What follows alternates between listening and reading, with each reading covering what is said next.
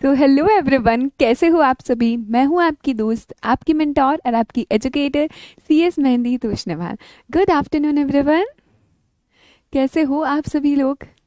Good afternoon. Ma'am आ गई है गरिमा। Good afternoon Vineet, गरिमा, खुशी, मुस्कान, जय श्री कृष्णा। गुड आफ्टरनून काजल, साधक, पीयूष।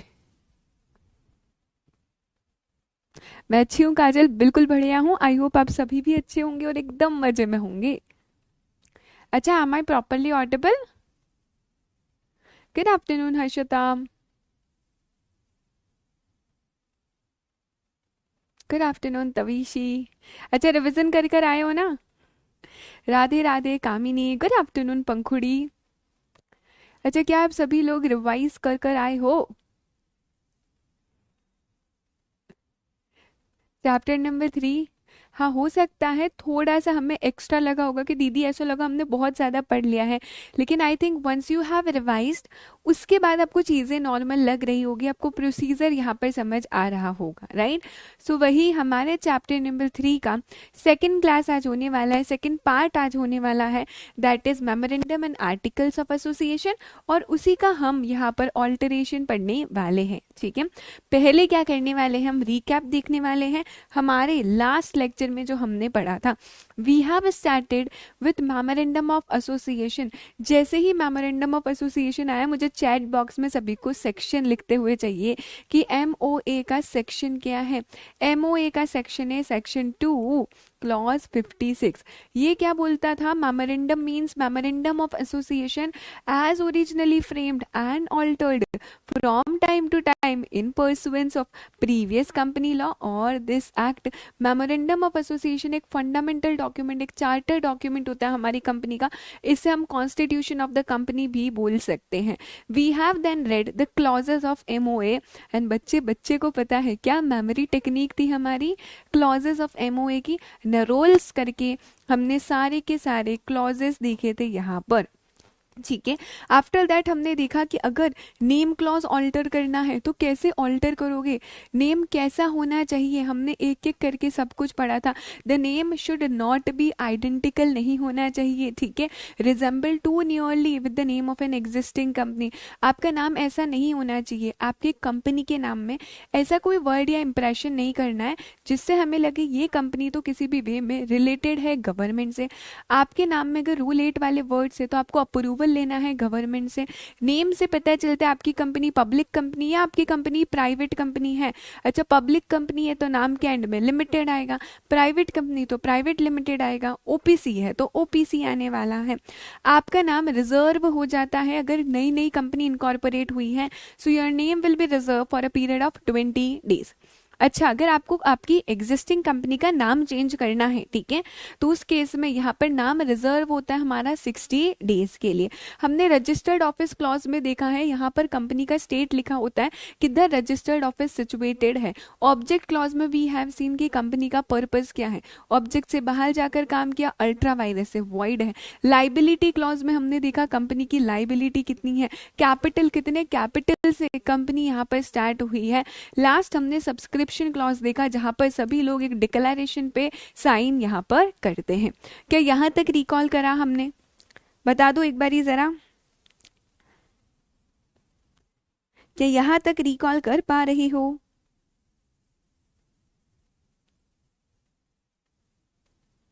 जस्ट ए सेकेंड, मुझे आपकी चैट्स नहीं दिख रही है, गिव मी अ मिनट। हाँ जी, परफेक्ट।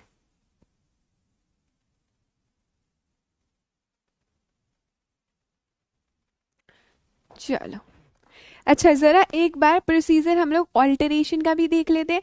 ऑल्टरेशन का प्रोसीजर क्या था, ध्यान से सुनना, शांति से सुनना। You have to call a board meeting, board meeting बुलाओ, बोर्ड रिजोल्यूशन पास करो। अच्छा, बोर्ड मीटिंग का नोटिस कितने दिन पहले जाता है, 7 days पहले नोटिस चला जाएगा बोर्ड मीटिंग का। बोर्ड मीटिंग बुलाएंगे, बोर्ड रिजोल्यूशन पास करेंगे, उसके बाद आप ROC के पास जाओगे, किसके लिए, नेम अप्रूवल के लिए। फीस के साथ जाओगे 1000 रुपीज़ की। ROC अगर आपका नाम अप्रूव कर देता है तो हमारा नाम अप्रूव हो जाएगा। अब हम EGM का नोटिस सेंड करेंगे। ईजीएम का नोटिस कितने दिन, 21 दिन पहले ईजीएम का नोटिस होगा, होल्ड करेंगे ईजीएम। अच्छा, ईजीएम में कौन सा रेजोल्यूशन पास करते हैं स्पेशल रेजोल्यूशन। और एक चीज आपको याद रखनी, जहां जहां स्पेशल रेजोल्यूशन पीछे पीछे चल के कौन आएगा, आपका MGT 14 आएगा। तो एक बार हमने स्पेशल रेजोल्यूशन पास कर दिया, you have to file MGT 14 within a period of 30 days to ROC। ROC को फाइल कर दिया हमने। ROC क्या करेगा, सारे डॉक्यूमेंट्स को स्क्रूटनी करेगा, वेरीफाई करेगा, उसके बाद उसे लगता है सब कुछ सही है, देन ROC आपको एक fresh certificate of incorporation issue कर देगा। जैसे ही फ्रेश COI आपको मिल गया है, आपको क्या करना है, वो नया नाम डिस्प्ले करना है, करेक्ट करना है रिकॉर्ड्स में, रजिस्टर्स में, सारे डॉक्यूमेंट्स में। इंटीमेट कर दो सारी रेगुलेटरी अथॉरिटीज को कि सुनो सुनो, हमारी कंपनी का नाम चेंज हो गया, और पुराना नाम और नया नाम आपको डिस्प्ले करना है for a period of 2 years। 2 years के लिए आपको वो डिस्प्ले करना है। फॉर एग्जाम्पल, पहले हमारी कंपनी का नाम था ABC लिमिटेड, है ना, अभी PQR हो गया है, तो आप बोलोगे PQR limited, earlier known as ABC limited. इस तरीके से आपको वो करना रहेगा। अच्छा, अगर लिस्टेड एंटिटी का नाम चेंज हो रहा है, सो वी हैव सीन कि लास्ट आपका नाम चेंज हुआ है, वहां से कम 1 साल का टाइम हो जाना चाहिए। दूसरा, at least 50% of the assets should be invested in the new activity, जो आपके नाम को इंडिकेट कर रही है। थर्ड, हमने देखा एटलीस्ट 50% ऑफ रेवेन्यू उस एक्टिविटी से आना चाहिए जो एक्टिविटी आपने नई करी है, नए नाम के लिए करी है। अगर आपके नाम में और एक्टिविटी में कोई रिलेशन नहीं है, तो आपको आपकी कंपनी का नाम 6 मंथ्स के अंदर चेंज करना रहता है। स्टॉक एक्सचेंज को इस बारे में इंटीमेट करना रहेगा। Am I very clear? ठीक है बेटा, MGT 14 है पीयूष, है ना, MGT 21 नहीं है, अभी तक कुछ नहीं पढ़ा है। ठीक है। अच्छा, हम लोगों ने नेम क्लॉज का ऑल्टरेशन देख लिया है। आफ्टर वर्ड्स हमने एक और ऑल्टरेशन देखा था, सबसे सिंपल वाला ऑल्टरेशन। अगर आपको लाइबिलिटी क्लॉज ऑल्टर करना है, कैसे ऑल्टर करोगे, बहुत ही सिंपल था, you have to pass a special resolution. बस क्या करना है, लाइबिलिटी क्लॉज के लिए स्पेशल रिजोल्यूशन पास करना रहेगा। अच्छा, बात कर लेते हैं हम लोग ऑब्जेक्ट क्लॉज की। फिर से वॉइस में इशू आया क्या? अभी तो नहीं आना चाहिए।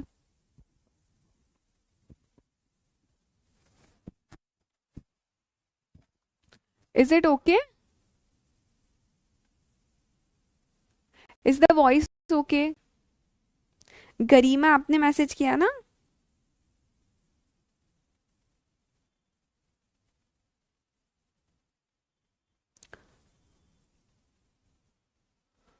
वॉइस क्लियर है, परफेक्ट है?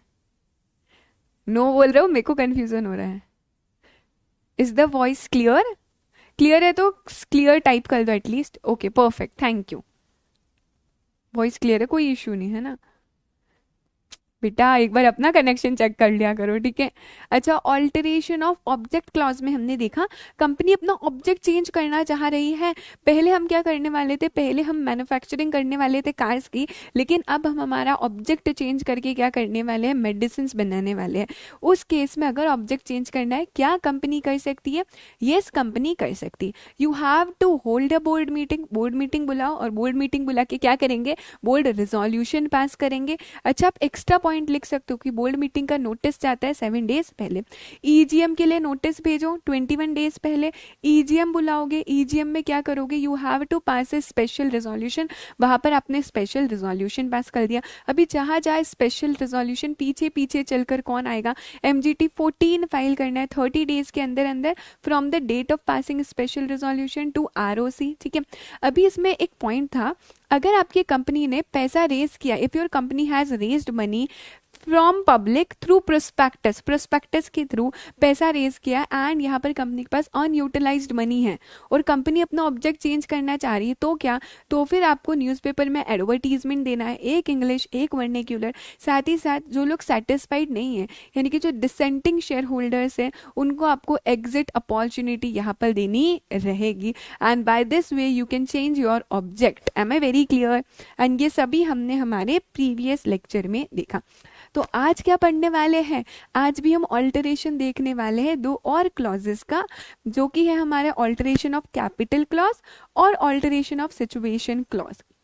साथ ही में कुछ केस लॉस होगी हमारी सिचुएशन क्लॉज वाली। So are you guys ready? Ready, तैयार है?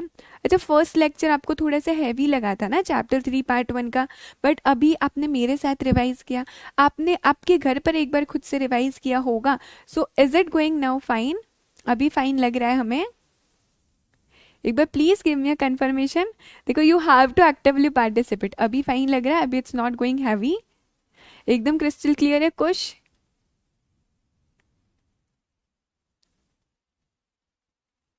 ठीक है, so let us start with our first slide, जो बात करती है ऑल्टरेशन ऑफ कैपिटल क्लॉज के बारे में। ठीक है, कि आपकी कंपनी का जो कैपिटल क्लॉज है क्या वो चेंज हो सकता है? अगर चेंज करना है तो क्या क्या तरीके हैं for alteration of capital clause? ठीक है, okay okay, great, thank you. चलो, अभी ऑसम है, अभी परफेक्ट है ना? चलो, अच्छी बात है। कैपिटल क्लॉज को ऑल्टरेशन करने के लिए जो सेक्शन बात करता है वो है सेक्शन 61। सेक्शन 61 बोलता है कंपनी को अगर अपना कैपिटल क्लॉज ऑल्टर करना है तो यहाँ पर company have to pass a ordinary resolution. बहुत ध्यान से सुनना, अभी तक हम जो भी पढ़ते हुए आ रहे थे उसमें हमने देखा कंपनी को स्पेशल रेजोल्यूशन पास करना है, लेकिन कैपिटल क्लॉज की जो ये बात करी गई है यहाँ पर कंपनी को कौन सा रेजोल्यूशन पास करना है? ऑर्डिनरी रेजोल्यूशन पास करके कंपनी अपना कैपिटल क्लॉज ऑल्टर यहाँ पर कर सकती। अच्छा, व्हाट आर द वेज? किन किन तरीके से कंपनी अपना कैपिटल क्लॉज ऑल्टर कर पाएगी? So we are going to see the various ways. सबसे पहला है increase in authorised share capital. अच्छा, मान लो कंपनी की जो शेयर कैपिटल है वो है 20 लैक्स, लेकिन कंपनी अब उसको इंक्रीज करना चाहती है 25 लैक्स। सो कहना ही सही है, जो कैपिटल है वो ऑल्टर हुआ है, यहाँ पर कैपिटल ऑल्टर हो रहा है। तो पहला तरीका है कैपिटल को ऑल्टरेशन करने का कि हो सकता है कंपनी का ऑथोराइज शेयर कैपिटल आपका इंक्रीज हो रहा है। So increase in authorise share capital. ठीक है, दूसरा तरीका है आपका consolidation and sub division of shares. अभी बहुत ही ध्यान से सुनना, कंसोलिडेशन मतलब क्या होता है? कंसोलिडेशन मतलब इकट्ठा एक जगह सब आना, सब डिविजन मतलब छोटे छोटे पार्ट्स में डिवाइड करना। ये दो तरीके हैं जिससे आपकी कैपिटल क्लॉज ऑल्टर हो सकती है। अभी मानो यहां पर अगर मैं बात करूं कंसोलिडेशन की, तो लेट्स अज्यूम कि आपके 10 रुपीज के कितने शेयर्स थे? 100 शेयर्स थे।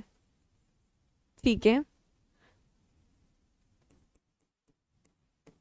10 रुपीज के अगर आपके 100 शेयर्स थे, तो मैंने यहाँ पर क्या किया दिया? इकट्ठा करने के लिए, शेयर्स को कम करने के लिए what I have done here is मैंने 20 रुपीज के बोल दिया है। अभी कितने शेयर्स होंगे? 50 शेयर्स होंगे। तो इसको मैं बोलने वाली हूँ कंसोलिडेशन। एंड में कुछ चेंज नहीं हुआ, 1000 ही रहेगा यहाँ पर, लेकिन कंसोलिडेशन मतलब क्या हो गया? आप नंबर ऑफ शेयर्स को कम कर रहे हो, कंसोलिडेट कर रहे हो उसको। अगर 10 रुपए में यहाँ पर मैंने बोला था 100 शेयर्स है, तो यहाँ पर मैंने एक शेयर की वैल्यू क्या कर दी? यहाँ पर 20 रुपीज कर दी एक शेयर की वैल्यू। और इसी तरीके से इसको हम बोलने वाले हैं कंसोलिडेशन। इन एग्जाम वो कभी भी आपसे नहीं पूछेंगे कंसोलिडेशन क्या होता है, सब डिवीजन क्या होता है, पर यस हमें पता होना चाहिए, हम ये टॉपिक पढ़ रहे हैं तो you should know each and every word की कंसोलिडेशन का मतलब क्या होता है। अच्छा, अगर मैं सब डिवीजन की बात करूं तो सब डिवीजन मतलब क्या हुआ है? छोटे छोटे पार्ट्स में डिवाइड कर दिया है। सो अगर 10 रुपए का 100 शेयर्स, ठीक है, तो यहाँ पर मैं क्या करूंगी? एक शेयर की वैल्यू मैंने कर दी 5 रुपीज। एक शेयर की वैल्यू मैंने क्या कर दी? 5 रुपीज कर दी। और यहाँ पर ये कितने शेयर्स हो गए? 200 शेयर्स हो गए। कहना ही सही, जो शेयर्स से डिवाइड हो गए, सब डिवीजन यहाँ पर हो गया है, तो इसे हम बोलते हैं सब डिवीजन ऑफ शेयर्स। ये दोनों कॉन्सेप्ट आपस में ही अपोजिट बोलते हैं।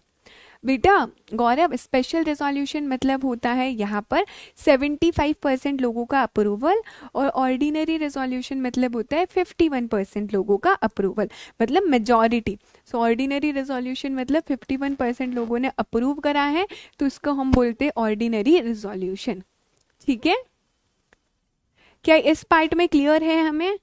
या फिर आप क्या कर सकते हो, आपका जो शेयर कैपिटल उसे कैंसिल यहाँ पर कर सकते हो, that is cancellation of share capital. अच्छा, ये दोनों पॉइंट्स हमारे रिपीट हो गए। सो किस तरीके से आपका कैपिटल क्लॉज ऑल्टर हो सकता है, या तो ऑथोराइज शेयर कैपिटल को इंक्रीज कर दो, शेयर्स को कंसोलिडेट कर दो, इकट्ठा कर दो, या फिर उसे सब डिवाइड कर दो, ठीक है, या फिर शेयर कैपिटल को हम यहाँ पर कैंसिल कर रहे। ये कुछ तरीके हैं जिससे आपका कैपिटल क्लॉज ऑल्टर हो सकता है। एंड कैपिटल क्लॉज को ऑल्टर करना है, then in that case you have to pass a ordinary resolution. कौन सा है ऑर्डिनरी रेजोल्यूशन, यानी कि 51% लोगों का आपको अप्रूवल चाहिए होगा। अच्छा, इधर किसी भी पॉइंट में कंफ्यूजन है क्या?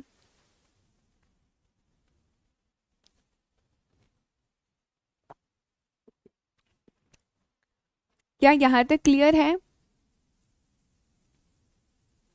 कंसोलिडेशन फिर से सुन लो, कोई बात नहीं। कंसोलिडेशन में यहाँ पर बोला गया, अगर मैंने बोला 10 रुपए का एक शेयर है, 100 शेयर है, ठीक है, तो यहाँ पर वैल्यू क्या हो जाएगी, 1000 हो जाएगी। लेकिन वही आप कंसोलिडेट करने के लिए, द नंबर ऑफ शेयर्स को कम करने के लिए, what you are doing is, एक शेयर की वैल्यू आपने 20 रुपीज कर दी, सो 20 × 50 करोगे तो भी क्या हो जाएगा यहाँ पे 1000, एंड वैल्यू चेंज नहीं होगी। जब मैं बात करूँ सब डिविजन की, तो आप शेयर को डिवाइड कर रहे हो, है ना, छोटे छोटे पार्ट्स में डिवाइड कर रहे हो यहाँ पर। सो अगर 10 रुपए का शेयर था, तो यहाँ पर आपने 5 रुपीज का कर दिया, और नंबर ऑफ शेयर्स बढ़ जाएंगे, 5 रुपीज इंटू 200 हो जाएंगे, ठीक है। ऑल्टरेशन मतलब चेंज, काजल। ऑल्टरेशन मतलब हुआ चेंज करना है, यही तो हम पढ़ते हुए आ रहे हैं। अगर आप चाहो तो आप आपका नाम चेंज कर सकते हो, बिल्कुल कर सकते हो। जहाँ पर हमने देखा ऑल्टरेशन ऑफ नेम क्लॉज, आप आपको ऑब्जेक्ट चेंज कर सकते हो, जैसे हमने बोला alteration of object.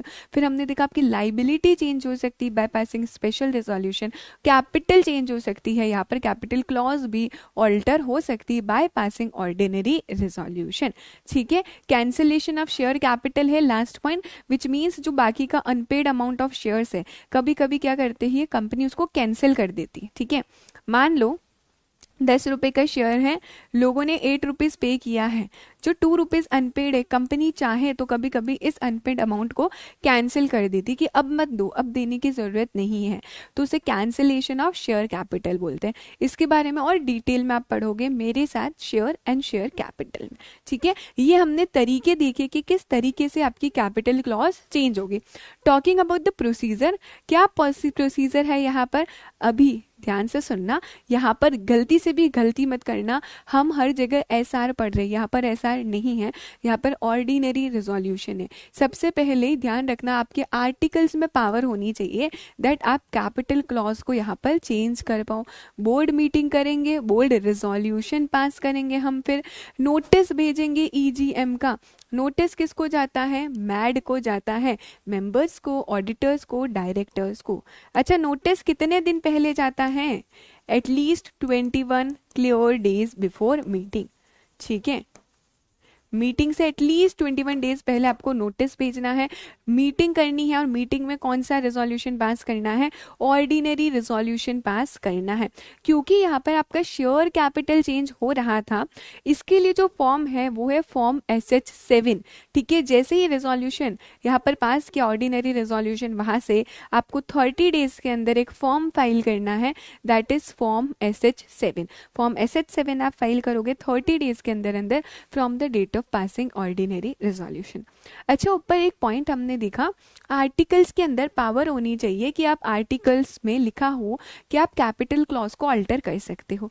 If at all अगर आपके आर्टिकल्स में पावर नहीं है, ठीक है, अगर हमारे आर्टिकल्स के अंदर पावर नहीं है, तो क्या कैपिटल क्लॉज चेंज हो सकती है, आपको आर्टिकल्स को ऑल्टर करना पड़ता है। एंड अगर आप आर्टिकल्स को ऑल्टर करते हो, आर्टिकल्स को ऑल्टर करने के लिए आपको स्पेशल रिजोल्यूशन पास करना पड़ता है।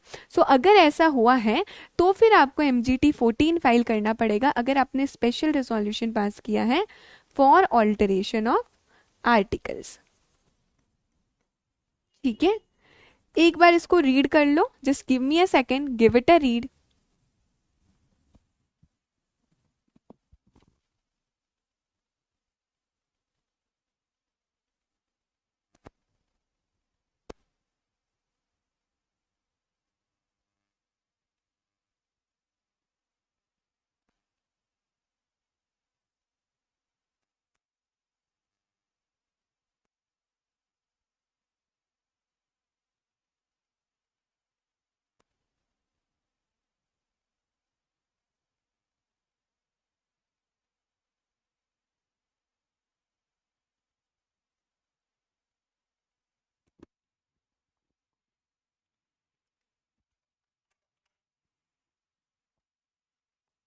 डन है, पढ़ा है, इस पे कोई कंफ्यूजन है क्या? डन है एकदम, ये परफेक्ट है। एम आई ऑडिबल ना? परफेक्टली परफेक्ट ऑडिबल हूं ना? तुम कुछ बोलते नहीं हो ना, मेरे को डाउट होता है इधर। ये मैं सुनाई तो पड़ रही हूँ ना तुम लोगों को? एक बार फिर से देख लें। यहाँ पर कैपिटल क्लॉज क्या बोलता है? यस यस गौरव, आपको जनरल मीटिंग करके ऑर्डिनरी रेजोल्यूशन पास करना है। इट कैन बी एजीएम और इट कैन बी ईजीएम, जरूरी नहीं सिर्फ है it can be AGM, it can be EGM also. तो आप बेटर रहेगा, आप लोग एक काम करो, इसमें जनरल मीटिंग कर दो।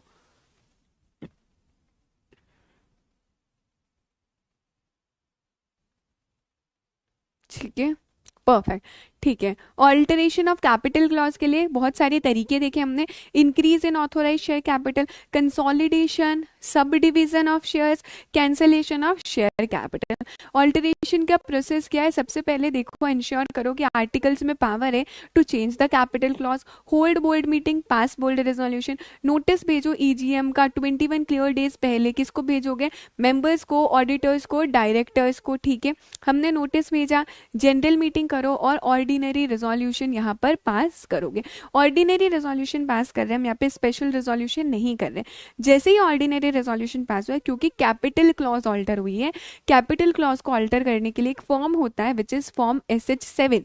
फॉर्म SH7 आपको फाइल करना है 30 डेज के अंदर अंदर from the date of passing resolution.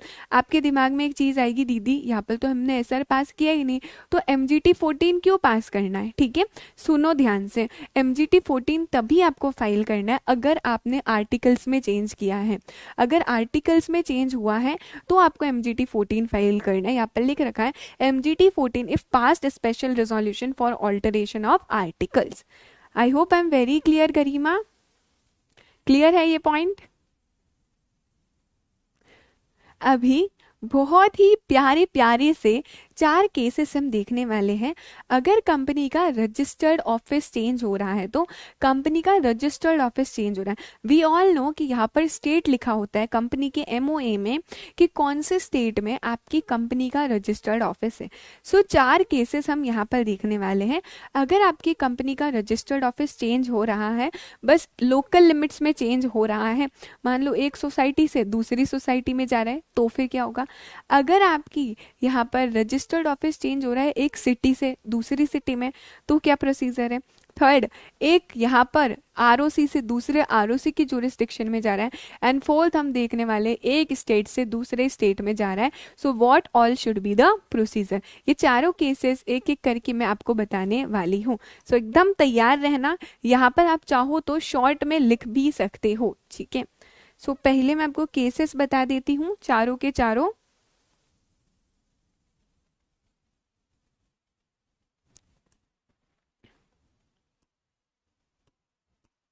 Yes, सो हमने क्या देख रहे हैं अभी? हम कंपनी का रजिस्टर्ड ऑफिस चेंज हो रहा है, कंपनी के रजिस्टर्ड ऑफिस में ऑल्टरेशन होने वाला है। बहुत ही प्यारे तरीके से हम पढ़ लेंगे, बहुत ही इजी सा कॉन्सेप्ट है, टेंशन लेने की जरूरत नहीं रहेगी, ठीक है? रजिस्टर्ड ऑफिस का जो चेंज है वो 4 तरीकों से हो सकता है, ठीक है?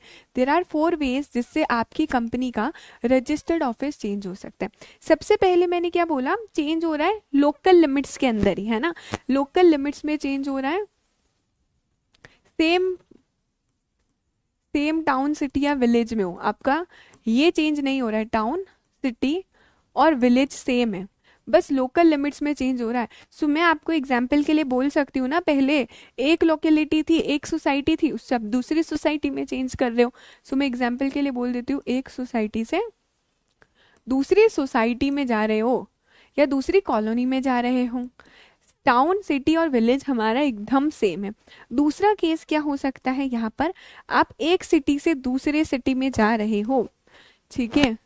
From one city to another city, या फिर टाउन या फिर विलेज, आपका पूरा चेंज हो रहा है। यहाँ पे सिटी, टाउन और विलेज चेंज हो रहा है। स्टेट सेम है, ठीक है? स्टेट तो सेम है, लेकिन हमारा सिटी टाउन विलेज सेम हो रहा है। दीदी एग्जाम्पल दे दो, बिल्कुल एग्जाम्पल देते।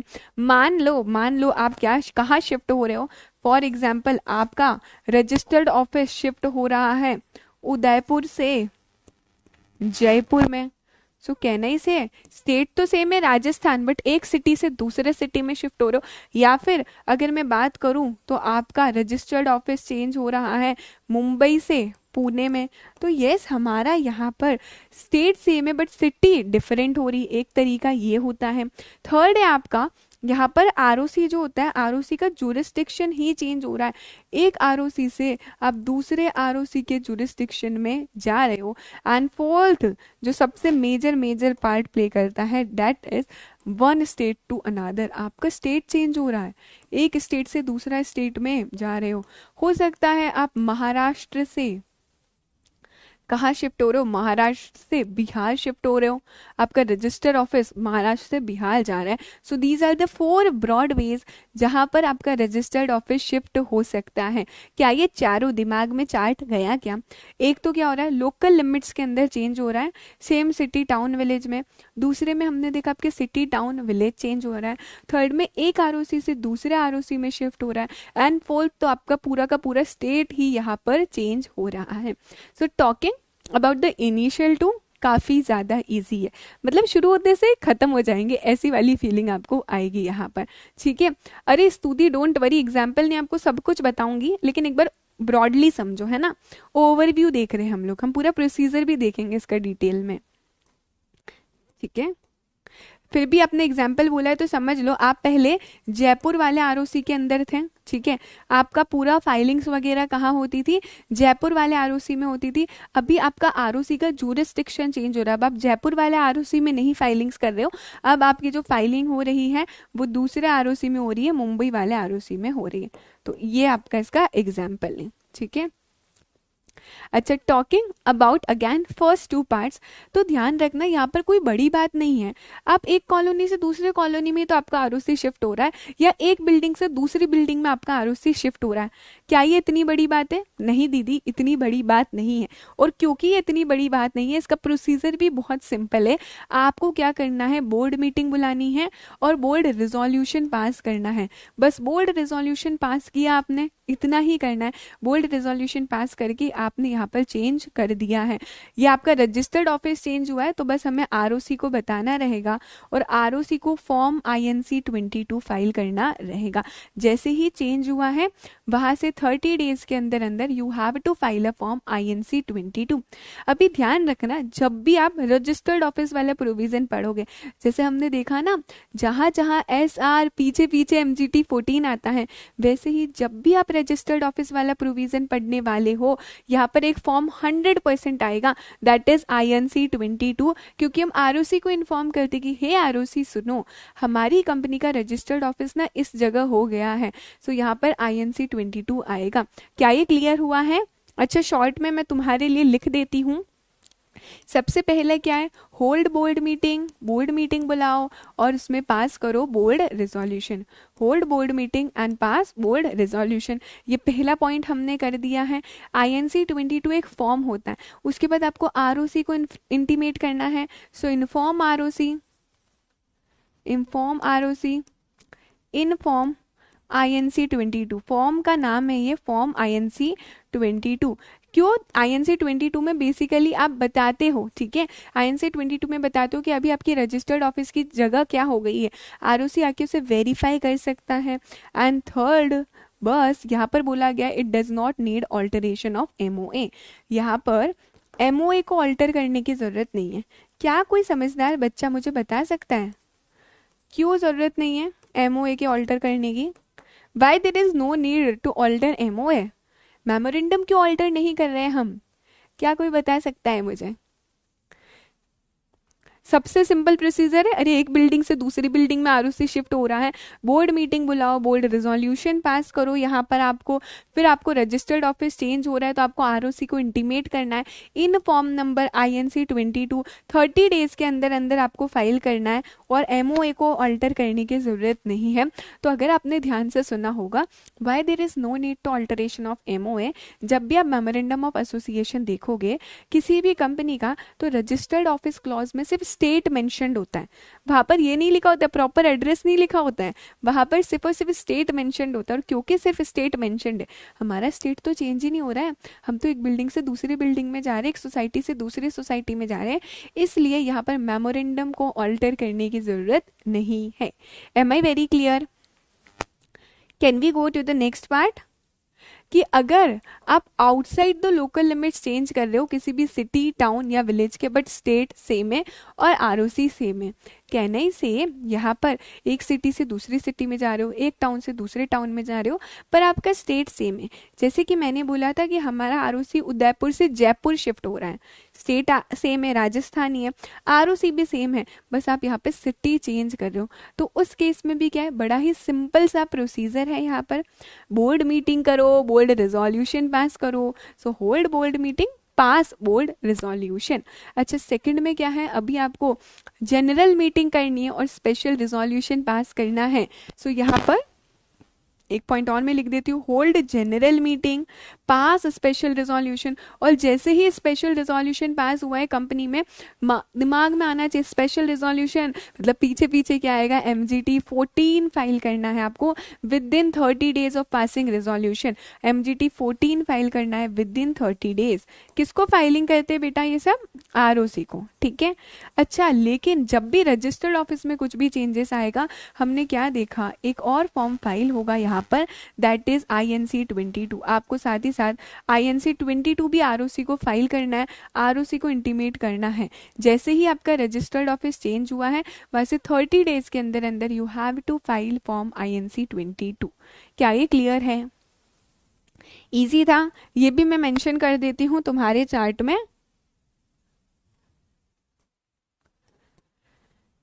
क्या देखा हमने, होल्ड बोर्ड मीटिंग करो एंड पास बोर्ड रेजोल्यूशन, ठीक है।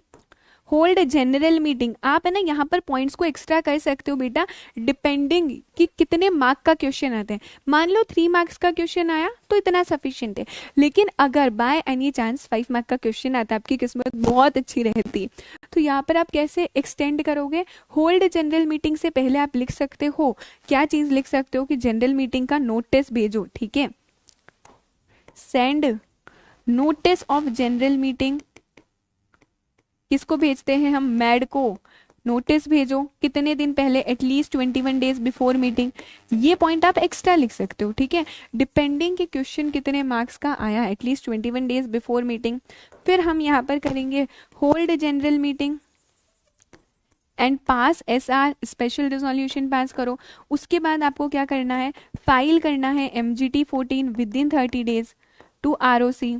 और एक और कौन सा फॉर्म फाइल करना है आपको, INC 22, उसको कतई मत भूलना, फॉर्म INC 22 भी आपको ROC को फाइल करना है 30 डेज के अंदर अंदर। दोनों प्रोसीजर क्लियर है हमें, एकदम परफेक्ट क्लियर है क्या? अरे वाह, क्रिस्टल क्लियर है, ऑसम। इजी था ना ये तो?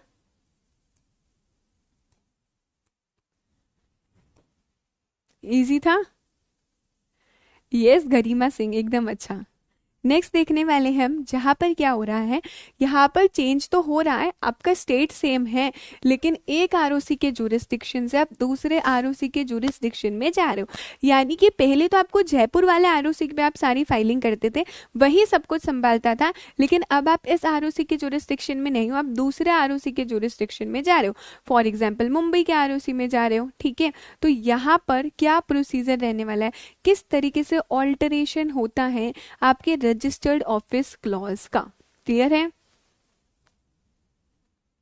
गरिमा कहाँ सेम है दोनों का ऑल्टरेशन प्रोसेस, ध्यान से देखो एक बार, आपको पता चल जाएगा। क्या आपको लगता है दोनों का ऑल्टरेशन प्रोसेस सेम है?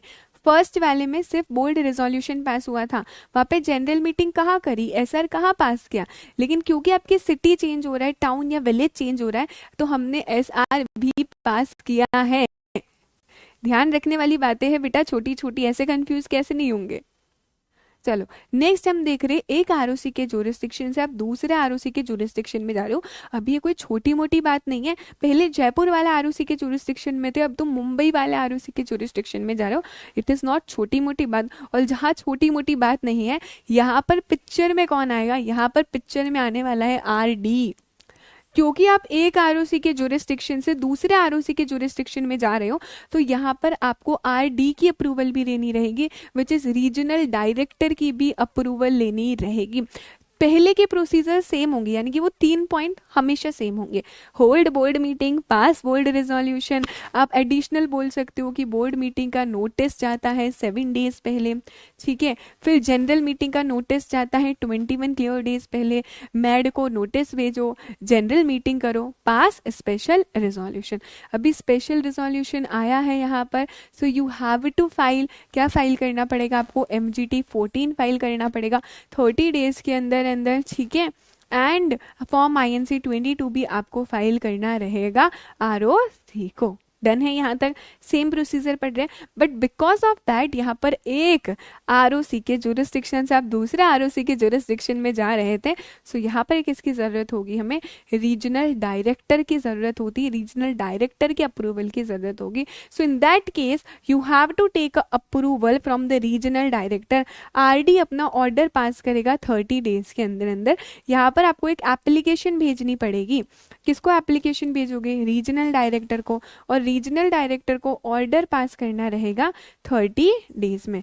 Regional director have to pass an order within a period of 30 days. 30 days में वो क्या करने वाले हैं? यहाँ पर ऑर्डर पास करने वाले हैं। अच्छा, ये जो भी कंपनी होगी वो ऑर्डर की कॉपी, कौन से ऑर्डर की कॉपी है? जो RD का ऑर्डर था, RD के ऑर्डर की कॉपी ROC के पास फाइल करेगी 60 डेज के अंदर अंदर। टाइम लिमिट्स ध्यान से सुनने का है, मेरे साथ सुनो। आपने क्या किया? कंपनी ने RD को एप्लीकेशन फाइल करी। RD को ऑर्डर कितने दिनों में देना है बेटा? बोलो बोलो। यहाँ पर कंपनी ने एप्लीकेशन भेजी, हम ROC चेंज करना चाह रहे हैं। RD को यहाँ पर ऑर्डर पास करना है 30 डेज के अंदर अंदर। RD का जो भी ऑर्डर आया ये कंपनी को ROC के साथ फाइल करना रहेगा 60 डेज के अंदर अंदर। जब से ऑर्डर आया उसके 60 डेज के अंदर अंदर you have to file with ROC। क्या यहाँ तक क्लियर है? 30 डेज और 60 डेज बोल रहे हो ना मेरे साथ साथ? See until and unless you want speak, सिर्फ सुनोगे तो याद नहीं कर पाओगे, क्योंकि लिमिट्स है, नंबर्स है, प्रोसीजर्स है, तो आपको बोलना रहेगा। ये जो ROC है, ये जो ROC है वो रिकॉर्ड कर लेगा सारे चेंजेस, उसके रिकॉर्ड्स में रिकॉर्ड कर लेगा। और ये जो ROC है जहाँ पर आपकी कंपनी का रजिस्टर्ड ऑफिस था जो प्रीवियसली सिचुएटेड था, वो सारे डॉक्यूमेंट्स ट्रांसफर कर देगा दूसरे ROC को। कहने से पहले मेरा ROC जयपुर था और अभी जयपुर से कहाँ ट्रांसफर हो रहा है? मुंबई वाले ROC में।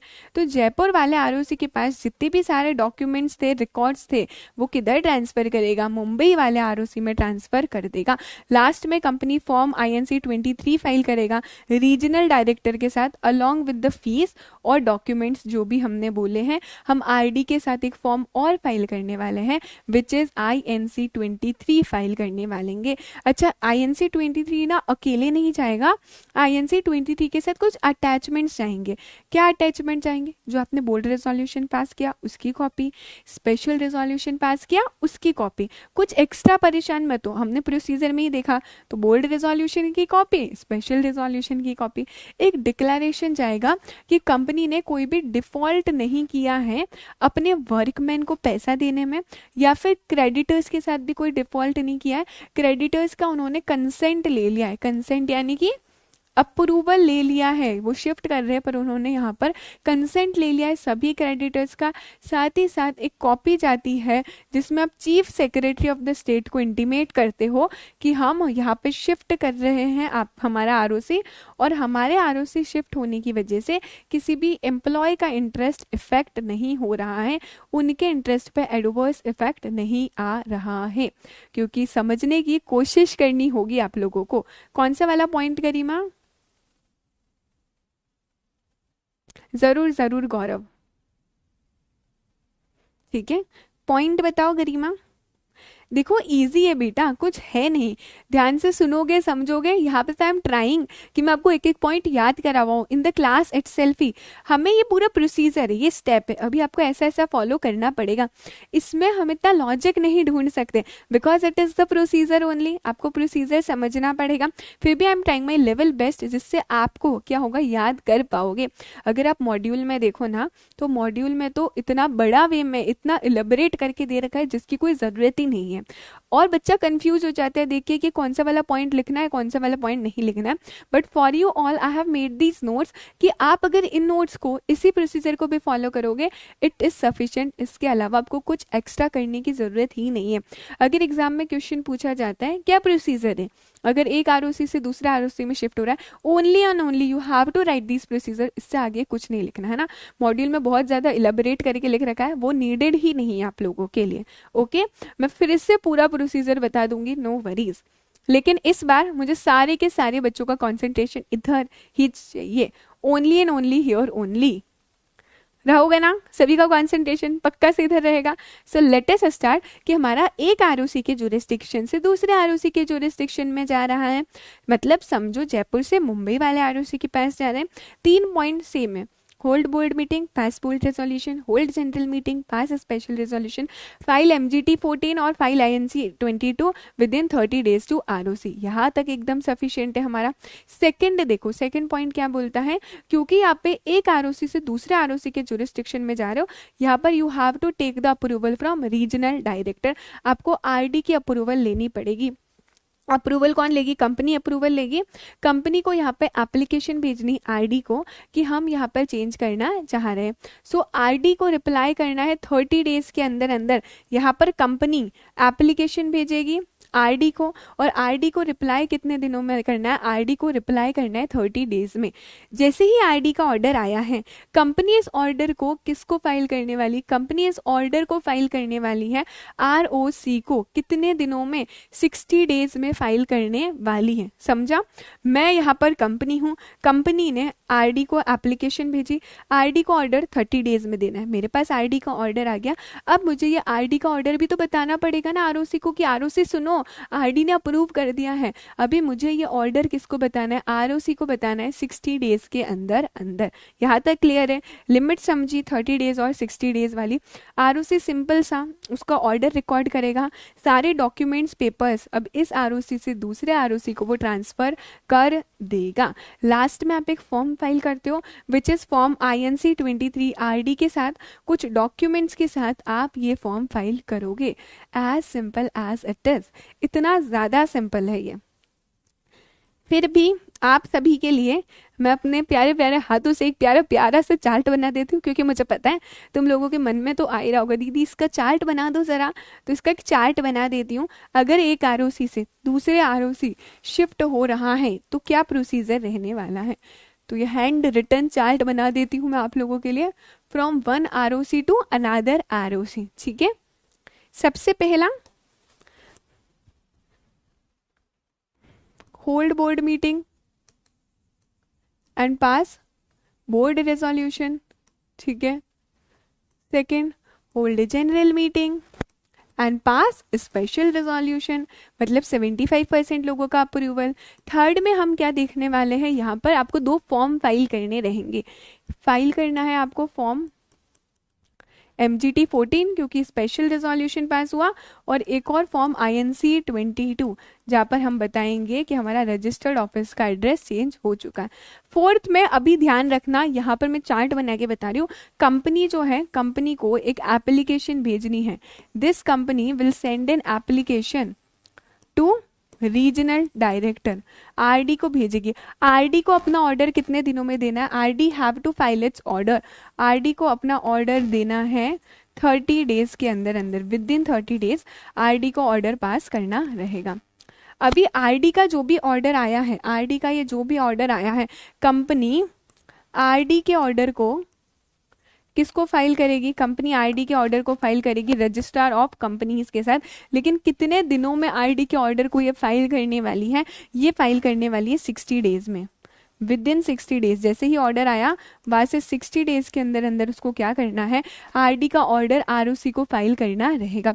ROC अब क्या करेगी, ROC अपने करेक्ट कर लेगी सारे रिकॉर्ड्स और ट्रांसफर कर देगी न्यू ROC को। ठीक है, यहाँ पे ट्रांसफर कर दिया। आफ्टर दैट क्या हो रहा है, हम लोग यानी कि ये जो कंपनी है 5th पॉइंट में, ये कंपनी लास्ट में फॉर्म फाइल करेगी, एक फॉर्म INC 23 रीजनल डायरेक्टर को कुछ डॉक्यूमेंट्स के साथ, जिसमें वो बताएगी हमने आरओसी को शिफ्ट कर दिया है। डॉक्यूमेंट्स क्या है, बोल्ड रेजोल्यूशन की कॉपी, एसआर की कॉपी, हमने कंसेंट ले लिया है सारे क्रेडिटर का, कोई भी डिफॉल्ट नहीं किया है कंपनी ने, ये डिक्लेरेशन दे देगी। और एक डिक्लेरेशन दे देगी यहाँ पर कि इंटरेस्ट अफेक्ट नहीं हुआ है। एंड बाय दिस वे आपकी कंपनी का एक आरओसी से दूसरे आरओसी चेंज हो जाएगा registered office. Can I clear? Is it clear? Am I clear? Garima ma'am ये आईएनसी क्या चीज़ है? देखो बेटा ना, ये फॉर्म के नाम होते, ठीक है, जैसे INC 22, INC 23, तो बेसिकली ये जो फॉर्म के नाम होते हैं वो रूल्स से बनते हैं, ठीक है। तो यहाँ पर अगर मैं आपको बताऊँ तो INC का मतलब है इनकॉर्पोरेशन से आया है ये, तो ये फॉर्म का नाम है INC 22, ठीक है। या I think as ma'am stated already that for passing Piyush, SR special resolution का मतलब होता है 75% लोगों की अप्रूवल होनी चाहिए। For example we are deciding कि आपका ना कल टेस्ट होना चाहिए चैप्टर 1 एंड चैप्टर 2 का, उसके लिए आपको स्पेशल रेजोल्यूशन पास करना है। सो अगर हमारी क्लास में 100 मेंबर्स हैं तो मैंने बोला स्पेशल रेजोल्यूशन पास होगा तो हम आपका कल टेस्ट कर लेंगे। एसआर मतलब 75% लोगों ने अप्रूव कर लेना है। 100 मेंबर्स हैं, उसमें से 75 या 75 से ज़्यादा लोगों ने बोल दिया यस यस मैम टेस्ट कर लो, तो मैं कहूंगी एसआर पास हो गया है, ठीक है। Am I clear? हेल्प मिल गई इस चार्ट से? आगे बढ़े, चलो। द लास्ट प्रोसीजर जहां पर हम देखने वाले हैं कि कंपनी का रजिस्टर्ड ऑफिस शिफ्ट हो रहा है from one state to another. ध्यान से सुनना, कंपनी का रजिस्टर्ड ऑफिस एक स्टेट से दूसरे स्टेट में आप शिफ्ट करना चाह रहे हो, पूरा का पूरा स्टेट चेंज हो रहा है रे बाबा। सो अगर कंपनी का जो आरओसी था, कंपनी का जो रजिस्टर्ड ऑफिस था वो था हमारे बिहार में, लेकिन अब आप उसको चेंज करके कहाँ करना चाहते हो, लेट्स अज्यूम MP में। आपका अगर स्टेट चेंज हो रहा है, एक स्टेट से दूसरे स्टेट में आपका कंपनी का रजिस्टर्ड ऑफिस जा रहा है, तो क्या होगा, ये तो बहुत बहुत बड़ी बात है। और इसके लिए तो मेमोरेंडम ऑफ एसोसिएशन भी ऑल्टर होगा। क्यों मेमोरेंडम ऑफ एसोसिएशन ऑल्टर होगा? क्योंकि MOA में लिखा होता है कि कौन से स्टेट में आपकी कंपनी का रजिस्टर्ड ऑफिस है। हमारा स्टेट ही चेंज हो रहा है, मतलब हमारा मेमोरेंडम ऑफ एसोसिएशन भी ऑल्टर यहाँ पर होगा। ये कॉन्सेप्ट दिमाग में गया हमारा। अगर आपकी कंपनी का रजिस्टर्ड ऑफिस एक स्टेट से दूसरे स्टेट में शिफ्ट हो रहा है, it involves the alteration of MOA। सबसे पहले सबसे सिंपल हम क्या करेंगे, बोर्ड मीटिंग बुलाएंगे और बोर्ड रिजोल्यूशन पास करेंगे। एकदम सही बोल रहे हो, hold board meeting and pass board resolution. Board resolution किसके लिए पास कर रहे बेटा? एक स्टेट से दूसरे स्टेट में रजिस्टर्ड ऑफिस शिफ्ट कर रहे हैं, उसके लिए हमने बोर्ड रिजोल्यूशन पास किया। बोर्ड रिजोल्यूशन मतलब डायरेक्टर्स यहाँ पर रिजोल्व करते, डायरेक्टर्स अप्रूव करते हैं। अच्छा, उसके बाद EGM का नोटिस भेजोगे सारे के सारे मेंबर्स को, शेयर होल्डर्स को, ऑडिटर्स को, ठीक है। कितने दिन पहले भेजते हैं? 21 clear days before the meeting हम सभी को नोटिस भेजते हैं। ये जो EGM का नोटिस है ना, अभी हम न्यूज़पेपर में भी पब्लिश करते हैं, और साथ ही साथ ये कॉपी स्टॉक एक्सचेंज को दोगे अगर आपकी लिस्टेड कंपनी है तो। EGM का नोटिस भेज दिया है 21 क्लियर डेज पहले, अभी EGM करेंगे और स्पेशल रिजोल्यूशन पास करेंगे। अभी एक पॉइंट तो जैसे ही ये आ गया, एक पॉइंट तुम्हारे दिमाग में आना चाहिए, hold general meeting pass special resolution, तो नेक्स्ट पॉइंट क्या होगा, file MGT 14 within 30 days of passing special resolution to ROC को MGT 14 फाइल कर दो, ठीक है। क्या यहाँ तक क्लियर है? मैं फिर ही आगे जाऊंगी, एक बार प्लीज इसे रीड कर लो, अच्छे से रीड कर लो, then I will proceed further.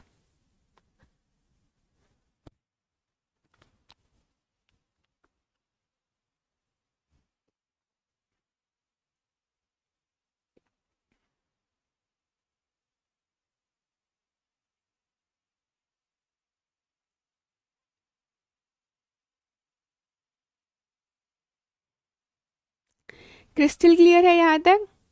Yes गरिमा, एकदम परफेक्ट।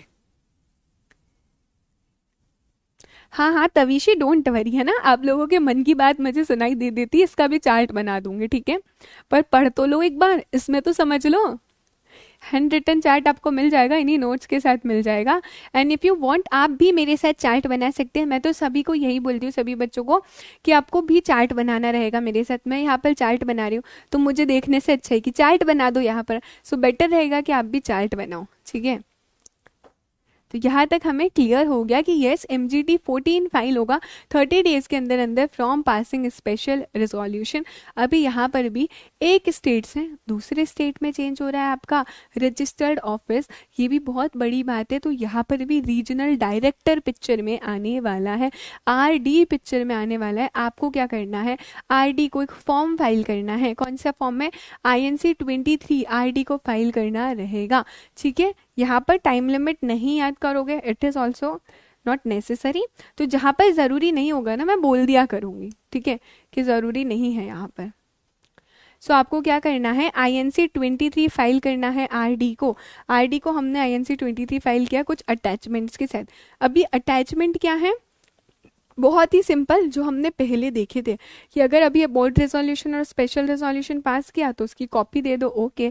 क्रेडिटर्स की लिस्ट दे दो, डिबेंचर होल्डर्स की लिस्ट देखो, आपका जो MOA है मेमोरेंडम ऑफ एसोसिएशन उसकी कॉपी दे दोगे आप, और मिनट्स की भी आप कॉपी दे दोगे। तो रीजनल डायरेक्टर को आपको ये सब चीज़ें सबमिट करनी है INC 23 के साथ। INC 23 क्या है, it is a form INC 23, ठीक है। लेकिन ध्यान रहे आप INC 23 RD के पास फाइल कर रहे हो ना, INC 23 RD के पास फाइल कर रहे हो, उससे एटलीस्ट 30 डेज पहले आपको दो चीज़ें करनी रहेगी।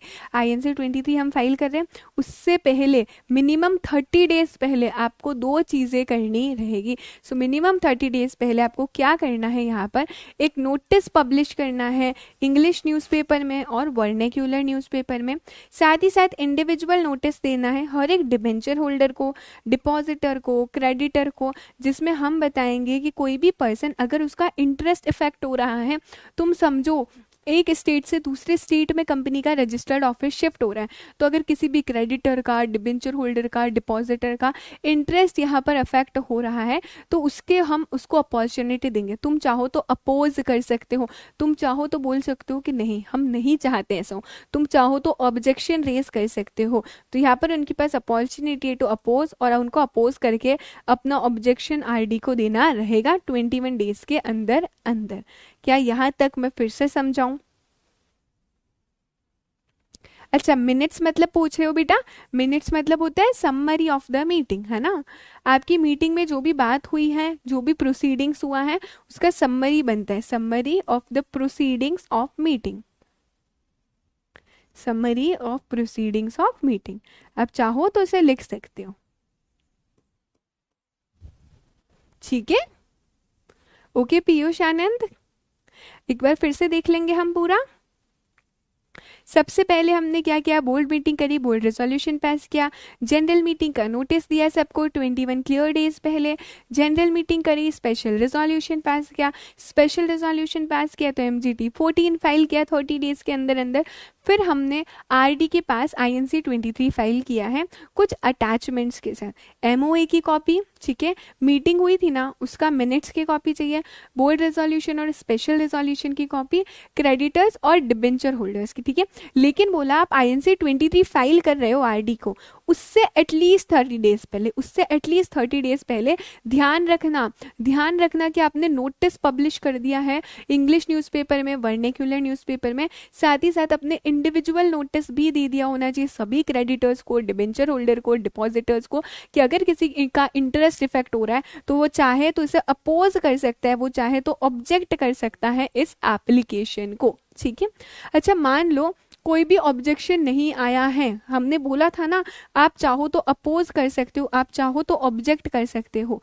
कितने टाइम में ऑब्जेक्ट करना है, 21 डेज के अंदर अंदर, जैसे ही आपको नोटिस मिला वहां से 21 दिन के अंदर अंदर तुम ऑब्जेक्ट कर सकते हो। लेकिन कोई भी ऑब्जेक्शन रिसीव ही नहीं हुआ, 21 दिन निकल गए, where no objection has received, अगर ऑब्जेक्शन आया ही नहीं तो अभी क्या होगा, अभी RD ऑर्डर पास कर देगा 15 डेज के अंदर अंदर। यस आई नो बहुत सारी टाइम लिमिट है, लेकिन एक बार मेरे साथ कोशिश तो करो, ट्राई तो करो, फिर मैं चार्ट बनवा दूंगी, ठीक है। बट ये ट्राई करना है, हार नहीं माननी इतनी जल्दी। सो अगर कोई ऑब्जेक्शन आया ही नहीं 21 दिन में, तो आरडी ऑर्डर पास करने वाला है 15 डेज के अंदर अंदर। अगर ऑब्जेक्शन आ गया है, where an objection has been received, तो सेंट्रल गवर्नमेंट एप्लीकेशन को डिस्पोज करेगा 60 डेज में। यानी कि डिपॉजिटर्स ने बोला हम सेटिस्फाइड नहीं है, क्यों चेंज कर रहे हो, ऑब्जेक्शन रिसीव हुआ, तो आपकी जो एप्लीकेशन थी वो डिस्पोज ऑफ हो जाएगी, मतलब उसे हटा दिया जाएगा 60 डेज में, ठीक है। अच्छा, एक बार आरडी ने ऑर्डर पास कर दिया है कि हाँ रजिस्टर्ड ऑफिस शिफ्ट कर दो, तो आरडी का जो ऑर्डर है वो आपको आरओसी के साथ फाइल करना रहेगा। कौन से फॉर्म में आरडी का ऑर्डर पास करोगे आरओसी के साथ, वो फॉर्म नंबर है INC 22। सो INC 22 में आपको क्या करना है, यहाँ पर फाइल करना रहेगा आरडी का ऑर्डर आरओसी के पास। ये जो ऑर्डर की कॉपी है सेंट्रल गवर्नमेंट की, वो क्या होगा, ओहो जस्ट अ सेकेंड,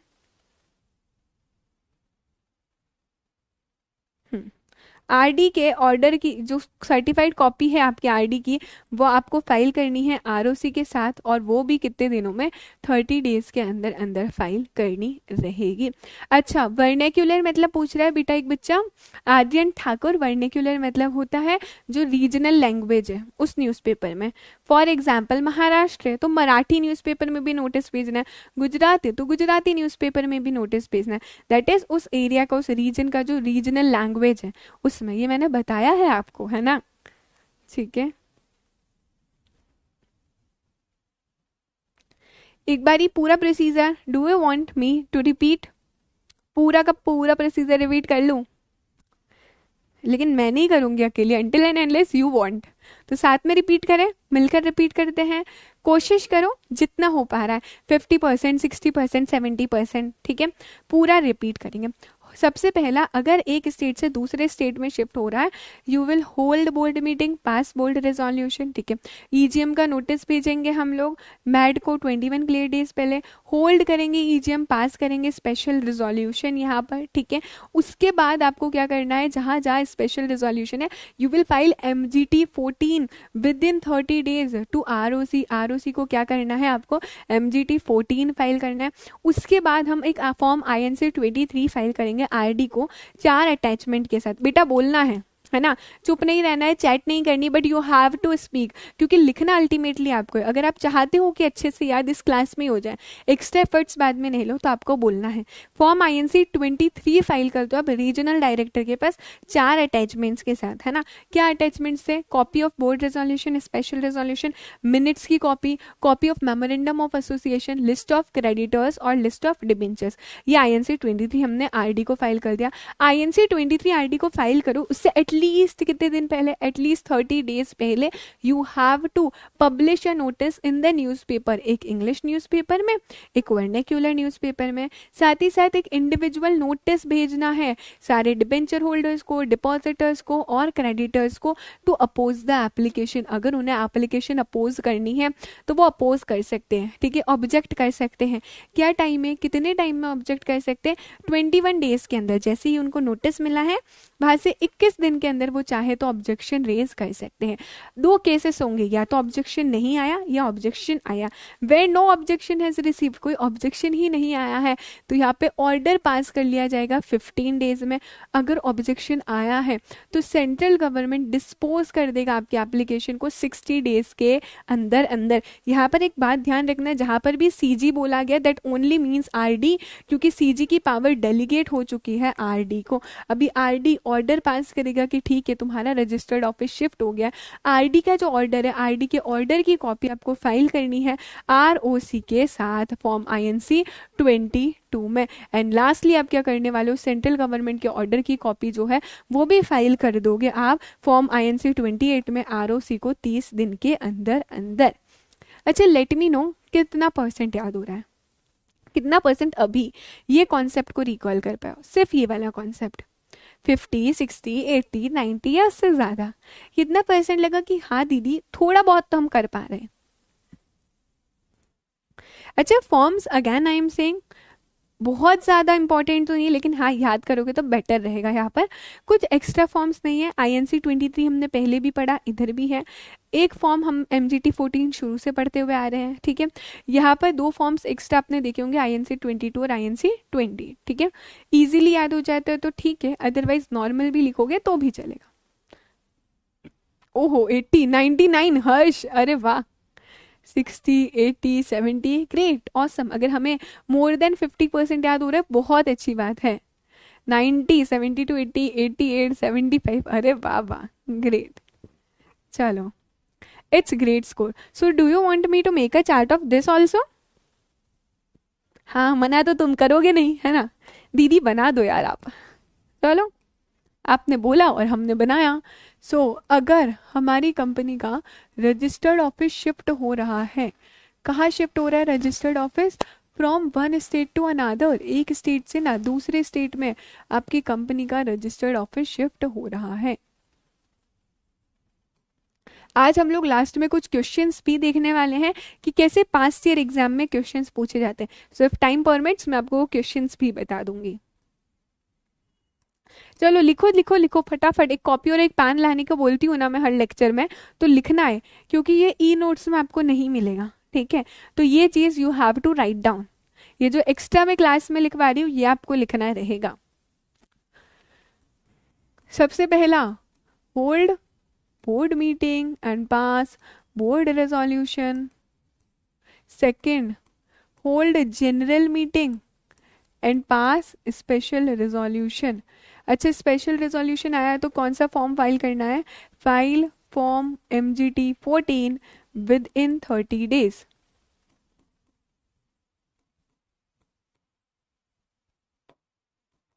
डन हो गया यहाँ तक।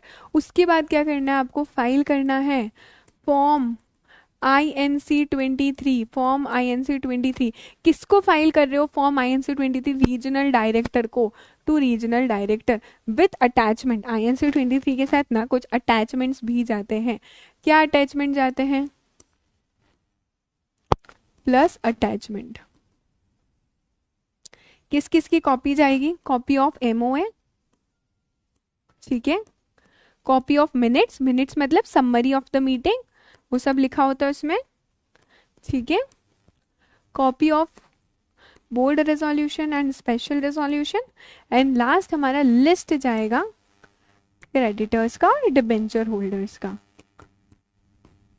क्या बोला है? आप RD को एप्लीकेशन भेज रहे हो उससे एटलीस्ट 30 डेज पहले, before sending an application form INC 23 to RD, उससे 30 दिन पहले, ठीक है। फिफ्थ पॉइंट बोलता है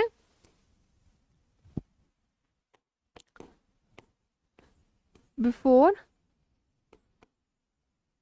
filing form INC 23 to RD, at least 30 days before, at least 30 days before आपको क्या करना है? एटलीस्ट 30 दिन पहले आपको नोटिस को पब्लिश करना है न्यूज़पेपर में, ठीक है। सो यहां पर मैं लिख देती हूं publish notice in, please guys right with me, लिखना मेरे साथ, इन इंग्लिश एंड वर्नेक्यूलर न्यूज़पेपर। फिर क्या करना है? और साथ में एक सेंड करना है individual notice. Send individual notice. किसको इंडिविजुअल नोटिस सेंड करोगे? To depositors, creditors, debenture holders,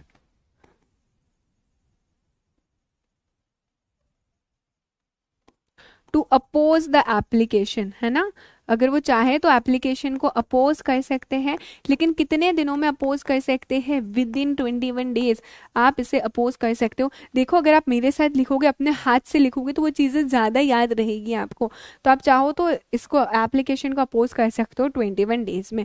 क्या होगा? दो केसेस होंगे, या तो ऑब्जेक्शन रिसीव्ड और ऑब्जेक्शन नॉट रिसीव्ड, ठीक है। या तो ऑब्जेक्शन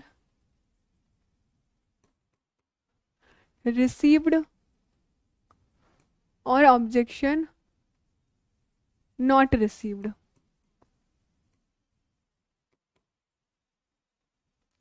सो अगर मैं बहुत ही सिंपल सा बोलूँ यानी कि ऑब्जेक्शन नहीं आया है, तो सिंपल सा है, आरडी ऑर्डर पास करेगा, ठीक है, RD will pass order with in 15 days। अगर ऑब्जेक्शन आया है, इन लोगों ने अगर ऑब्जेक्शन किया है, ऑब्जेक्शन रिसीव हुआ है, तो उस केस में क्या होगा, if objection is received then on that case CG यानी कि RD shall dispose of the application within 60 days।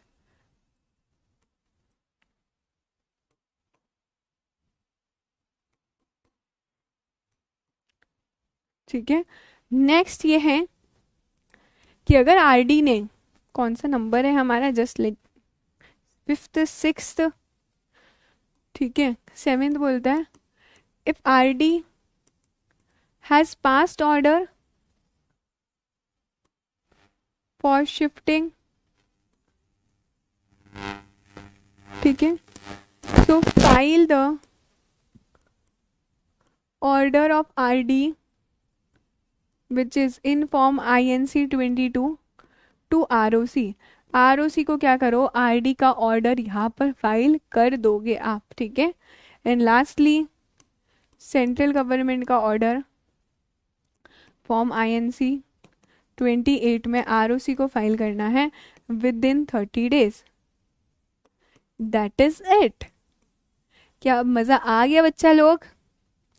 क्या अभी मजा आया है? क्या लिख दिया है आप लोगों ने मेरे संग? मैम आपके क्लास शो नहीं कर रहा था, मैं समझी नहीं आदित्य सोनी, शो नहीं कर रहा है मतलब लाइव शो नहीं कर रहा अभी?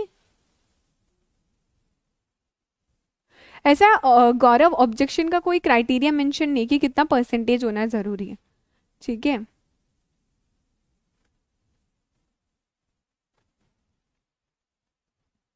हमारे लिए जो चीज एकदम रेलिवेंट है, जो जरूरी है, इफ एट ऑल अगर क्वेश्चन एग्जाम में पूछा जाता है, दैट इज इट। इतना जरूरी, इतना सफिशिएंट है। अगर मॉड्यूल देखोगे तो बहुत बहुत कुछ है, बहुत वास्ट है बेटा। अपना दिमाग कंप्यूटर जैसा नहीं, ह्यूमन माइंड है, तो आपको पता होना चाहिए अगर इतना ज्यादा कंटेंट दे रखा है तो कितना रेलिवेंट है, आपको कितना पढ़ना है एग्जाम के लिए, और किस आप शॉर्ट कर सकते हो चीजों को।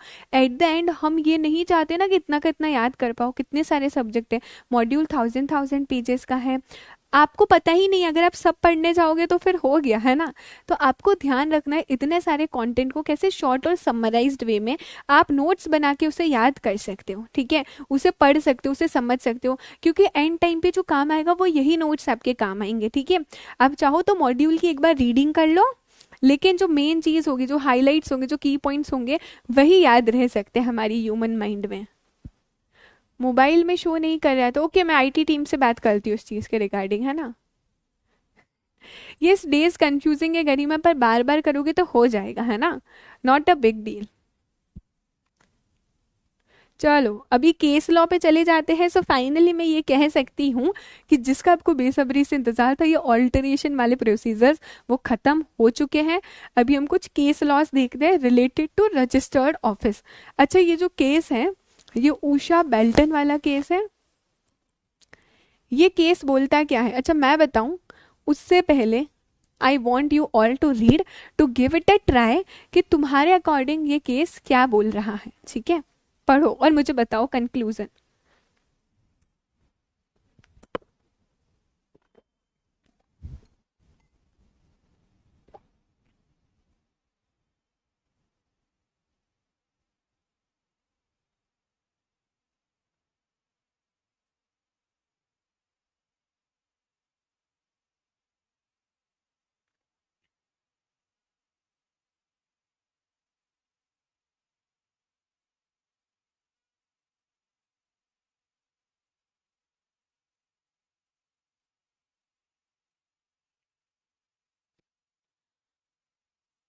गरिमा लाइबिलिटी क्लॉज बताया तो था लास्ट लेक्चर में बेटा, स्पेशल रेजोल्यूशन पास करना है। और सब्सक्रिप्शन क्लॉज एक ऐसा क्लॉज है जो ऑल्टर नहीं हो सकता है। ध्यान कहाँ रहता है आप लोगों का? चलो ये केस आपने पढ़ा है क्या, या कुछ समझ आया है? क्या समझ आया, क्या कंक्लूजन तक पहुंच पा रहे हो? To be future company secretaries, है ना, सिर्फ रीड नहीं करना था। आपके दिमाग में क्या समझा, देखो इंटरप्रिटेशन बहुत ज़्यादा ज़रूरी है। और मैं चाहूँगी कि जब भी आप किसी भी लेक्चर में आ रहे हो, अगर आप मेरे लेक्चर्स अटेंड कर रहे हो, तो जब आप इस लेक्चर को ख़त्म करके जाओ ना, तो आपके माइंड में एक सेटिस्फेक्शन होना चाहिए कि हाँ, आज के 2 घंटे में हमने ये कुछ नया सीखा। हर लेक्चर में ये मोटिव होना चाहिए कि आज के लेक्चर में मैं कुछ नया सीखने वाला हूँ। मुझे अभी तक नहीं पता था कि कंपनी का रजिस्टर्ड ऑफिस कैसे ऑल्टर होता है, लेकिन अब मुझे पता चल गया। कैपिटल क्लॉज के क्या तरीके होते हैं ऑल्टर करने के। You should know, this should be your aim in every lecture कि अब मैं इस लेक्चर को जब बंद करूंगा तो मैं इससे कुछ ना कुछ नया सीख के जाऊंगा, ठीक है।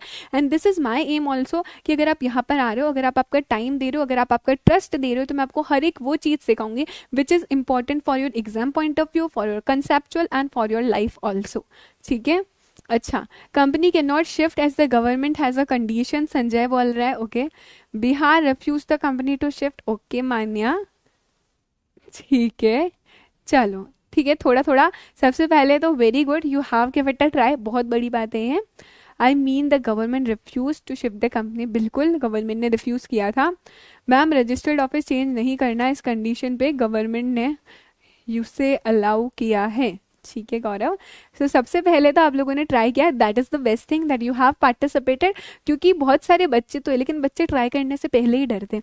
This is the platform where you can try, where you can make mistakes, so make use of this platform. हो सके जितनी गलतियाँ करो ना यार, अभी मैं हूँ आपको रेक्टिफाई करने के लिए।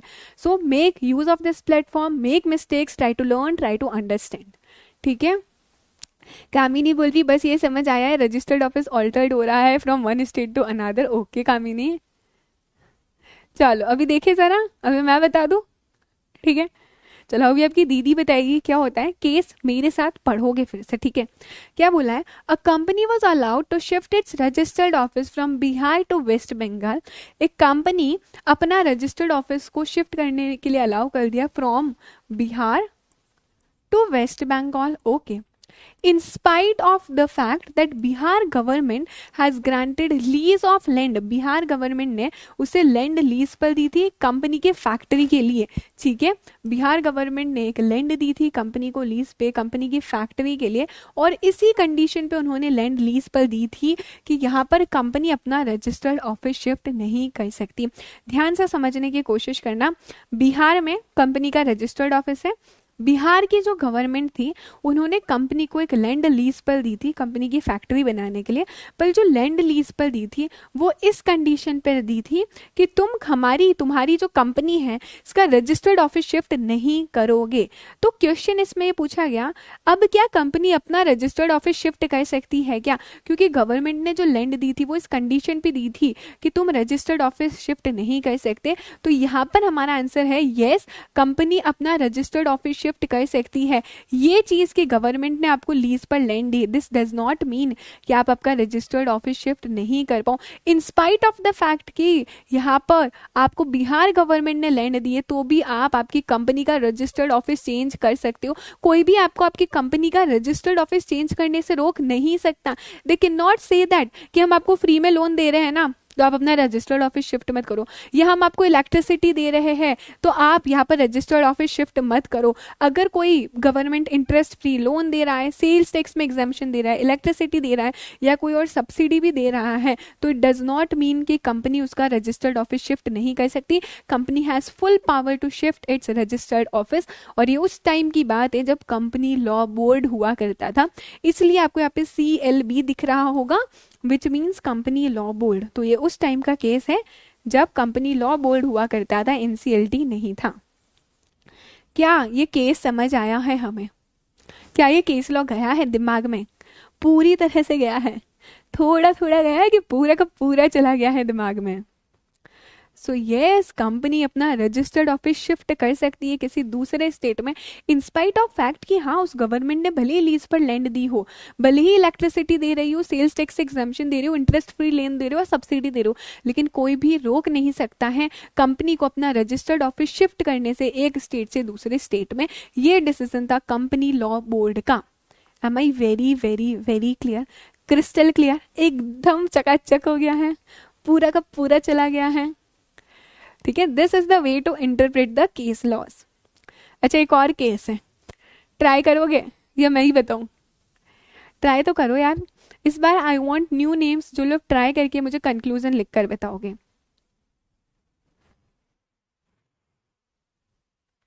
ठीक है, दूसरा केस ट्राई करो। ये केस है हमारा Bharat commerce and industries limited वाला केस है 1973 का। So Bharat commerce and industries limited, बताओ जरा, ये केस को रीड करो। ट्राई करो।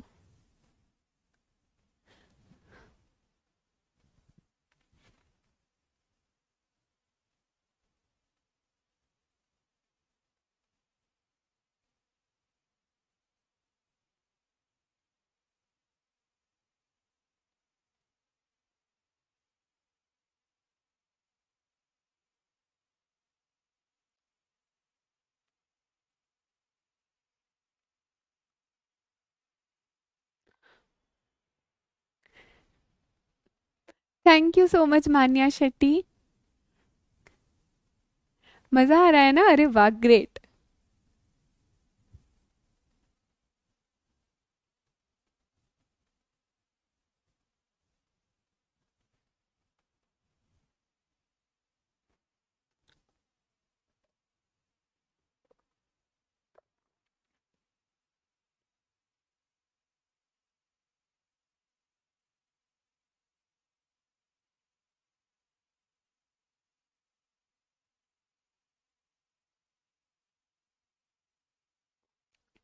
पढ़ा क्या हमने?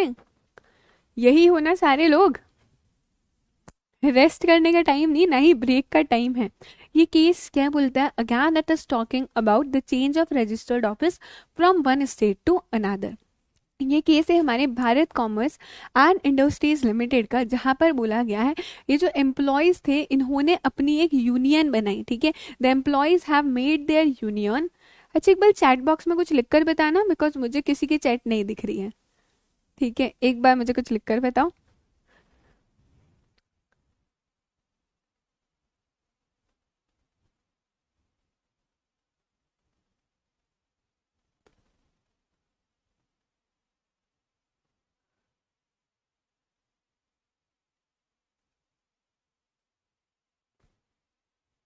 ओके, गौरव बोल रहे ma'am this seems like justification of last case law. Yes, you can say that.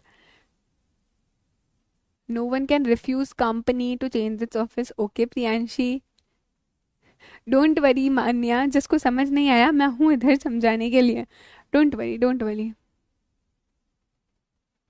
Yes Aryan. Hello Stuti. चलो, ठीक है, मुझे चैट से दिख गई है। अभी सुनो, चलो। क्या बोला गया है? It was higher that employees ने ना अपने यूनियन बनाई। एम्प्लॉय ने एक यूनियन बनाई जो कि एक रजिस्टर्ड बॉडी थी, और जो अच्छे खासे एम्प्लॉयज को यहाँ पर रिप्रेजेंट कर रही थी। ये लोग बोलते हैं कि क्योंकि कंपनी अपना रजिस्टर्ड ऑफिस एक स्टेट से दूसरे स्टेट में चेंज कर रही है, ठीक है, लेट अस अज्यूम कि पहले जो कंपनी का रजिस्टर्ड ऑफिस है it is in the state of Rajasthan, और अभी वो राजस्थान से शिफ्ट हो रहा है गुजरात में। ठीक है, तो अगर कंपनी का रजिस्टर्ड ऑफिस एक स्टेट से दूसरे स्टेट में शिफ्ट हो रहा है, यहाँ पर क्या किया है, कंपनी ने एक यूनियन बनाई है, सॉरी एम्प्लॉयज ने एक यूनियन बनाई है, और एम्प्लॉयज बोलते हैं कि कंपनी अपना रजिस्टर्ड ऑफिस एक स्टेट से दूसरे स्टेट में शिफ्ट नहीं कर सकती है, बिकॉज अगर वो शिफ्ट करती है तो स्टेट को लॉस होगा, यहाँ पर रेवेन्यू का लॉस होगा यहाँ पर। और दूसरा बोलती है हमारे जो एम्प्लॉयज हैं स्टेट में अनएम्प्लॉयमेंट आ जाएगा यहाँ पर, तो कंपनी को यहाँ पर मना किया जाता है इस ग्राउंड पे। एम्प्लॉयज बोलते हैं पहली चीज स्टेट का लॉस हो जाएगा, रेवेन्यू में लॉस होगा, इनकम में लॉस होगा, दूसरा यहाँ पर तो अनएम्प्लॉयमेंट आ जाएगा। तो यहाँ पर क्वेश्चन आता है क्या एम्प्लॉय यूनियन इस ग्राउंड पे कंपनी को रोक सकती है कि अपना रजिस्टर्ड ऑफिस शिफ्ट करने के लिए from one state to another. यहाँ पर कंपनी के लोगों ने तो स्पेशल रिजोल्यूशन भी पास कर दिया है, ऐसी मीटिंग में स्पेशल रिजोल्यूशन भी पास हो गया है।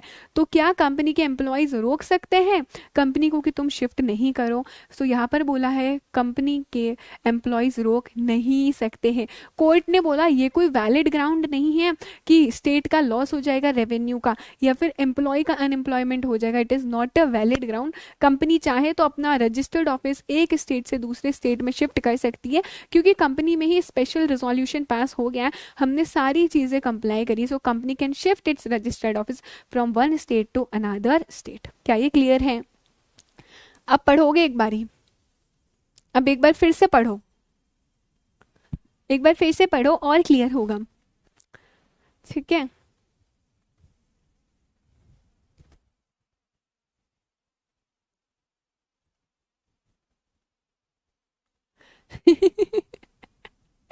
संजय बोल रहे गवर्नमेंट नहीं रोक पाई तो एम्प्लॉयज क्या रोकेंगे। बिल्कुल बिल्कुल, आप इस तरीके से भी याद कर सकते हो उसे। अच्छा अभी ना मैं तुम्हें बताती हूँ कि एग्जाम में क्वेश्चन आता है, तो एग्जाम में क्वेश्चन किस तरीके से आएगा तुम्हारे पास।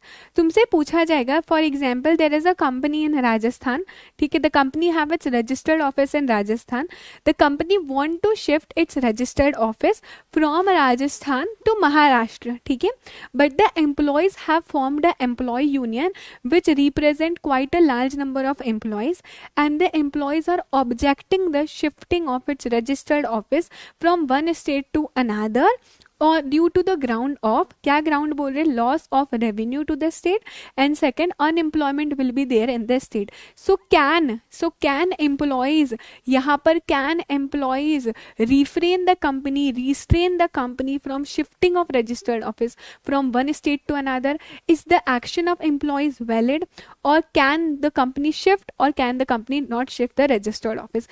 इस तरीके से 3 वे में आपसे क्वेश्चन पूछा जा सकता है। बेसिकली बस आपके दिमाग में केस आ जाएगा कि नहीं, कंपनी को एम्प्लॉयज रोक नहीं सकते from shifting its registered office from one state to another, company have full right to shift its registered office, it is not a valid ground that loss of revenue to the state and unemployment is not a valid ground for not shifting the registered office. If a special resolution is passed in the company तो company अपना registered office shift कर सकती है। फिर आप लिखोगे the similar was also discussed in, ये same कहा डिस्कस हुआ था Bharat commerce and industries limited में। अगर हो सकता है याद तो हम याद करेंगे कि इस केस में एम्प्लॉयज रोक नहीं पाए थे, किसके, Bharat commerce and industries limited. उससे पहले वाला केस क्या था, गवर्नमेंट वाला, उषा बेल्टन, तो याद रखो उषा ने क्या कर रखा, मस्त बेल्ट पहन रखा है, ठीक है ना, उषा बेल्टन वाला केस था। और ये कौन सा है हमारा, Bharat commerce and industries limited. समझ आ गया कैसे क्वेश्चंस पूछे जाएंगे एग्जाम में?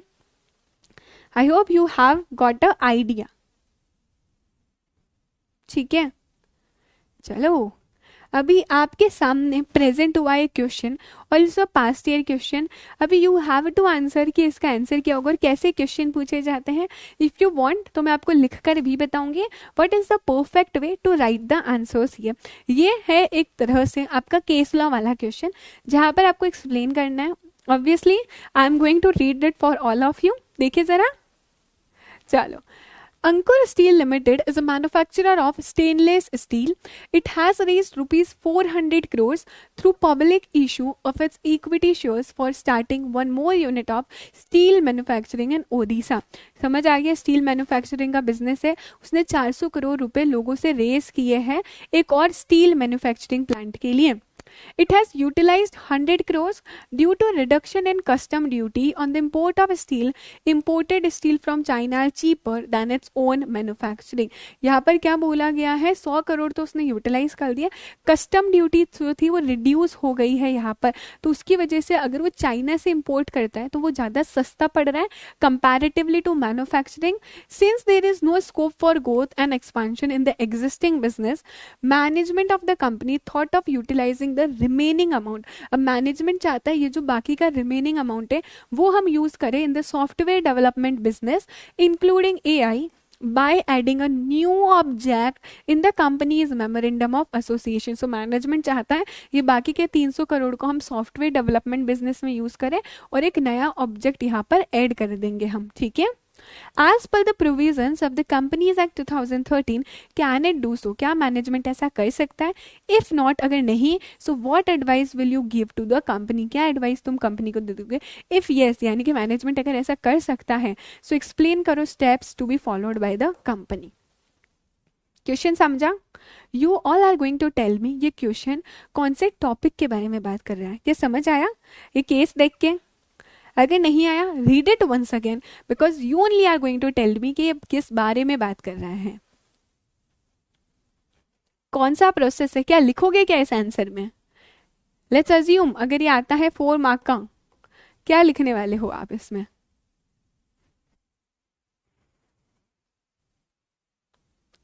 ऑब्जेक्ट ऑल्टरेशन समझी, लेकिन कोई मुझे प्रिसाइजली बताएगा ऑब्जेक्ट ऑल्टरेशन में भी वो कौन सा वाला पॉइंट के बारे में बात कर रहा है? कर सकते हैं ऑल्टर करके ऑब्जेक्ट, बिल्कुल सही, सभी सही आंसर दे रहे हो, गरिमा, गौरव, मान्या, प्रियांशी, स्तुति। अच्छा प्रोसेस लिखेंगे इसमें हम, कर सकते हैं प्रोसेस लिखेंगे पूरा।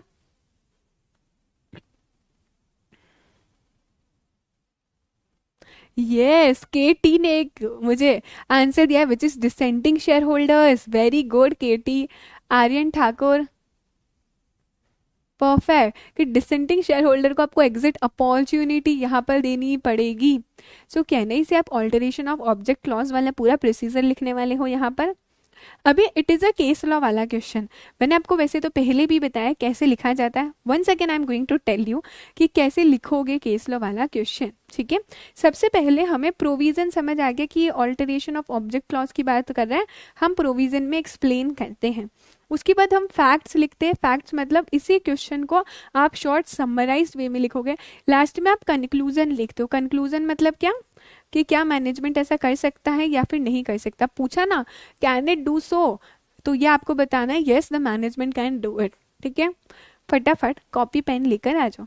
ठीक है, नहीं है तो उठो लेकर आओ, बट लिखना पड़ेगा। ये राइटिंग प्रैक्टिस जो बोलते रहते हो ना, क्लास में करवाई जाएगी। In any case you have to write, you don't have any option, लिखना ही पड़ेगा। अगर आप चाहते हो ना यार कि कुछ बच्चों से मुझे आगे निकलना है, ये जो इतने सारे लोग हैं मुझे उसमें कुछ तो अलग करना है, कुछ तो एक्स्ट्रा करना है, एक्स्ट्रा करने के लिए, एग्जामेशन लाने के लिए, ऑल इंडिया रैंक लाने के लिए एफर्ट्स भी एक्स्ट्रा करने पड़ते हैं, ऐसे ही नहीं आ जाता है बैठा बैठा, है ना। So you have to take some extra efforts if you want to do something extra in that case. ठीक है, क्योंकि बच्चों को जो सबसे ज्यादा प्रॉब्लम आती है वो इसी केस में आती है, because they don't know how to write the answers. But यहाँ पर आई कैन गारंटी यू, अगर आपने मेरी बात मानी, सुना, जैसे मैं बोल रही हूँ वैसे राइटिंग प्रैक्टिस करी, बिलीव मी आपको पेपर प्रेजेंटेशन में कोई भी दिक्कत नहीं आने वाली, बिल्कुल भी दिक्कत नहीं आने वाली। क्योंकि पेपर प्रेजेंटेशन एक ऐसा पार्ट है ना जहाँ पर मुझे काफ़ी ज़्यादा स्कोर मिला है। मैं आपको आने वाले टाइम में मेरी खुद की आईसीएसआई से सर्टिफाइड कॉपीज़ भी बताने वाली हूँ कि आईसीएसआई की कॉपीज़ में मुझे कुछ कुछ क्वेश्चंस में 5 आउट ऑफ 5 मार्क्स भी मिले हैं। तो किस तरीके से प्रेजेंट करना है, I am going to tell you each and everything. लेकिन हाँ, टाइम आने पर सब दिखाया जाएगा, अभी समझो कि कैसे लिखेंगे हम इस आंसर को। So if I talk about this answer, यहाँ पर हमें समझ आ गया ऑब्जेक्ट क्लॉज की बात करी गई है, तो थोड़ा सा पहले इंट्रो दे दो। ठीक है, कि ऑब्जेक्ट क्लॉज आखिरकार बताता क्या है। तो सबसे पहले we are going to start our answer here. क्या दोगे? The object clause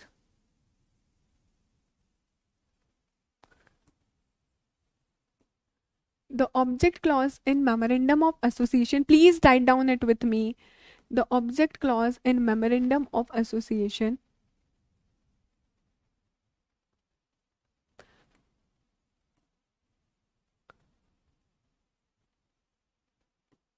describes the purpose of the company. Object clause क्या बोलता है, कंपनी का पर्पस क्या है। The object clause in the memorandum of association describes the purpose of the company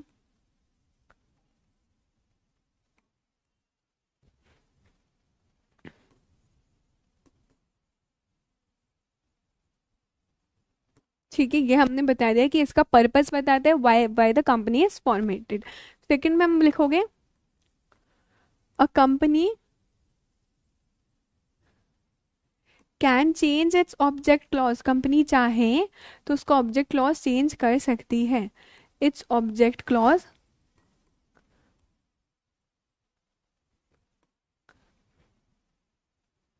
by following procedure, इस procedure से।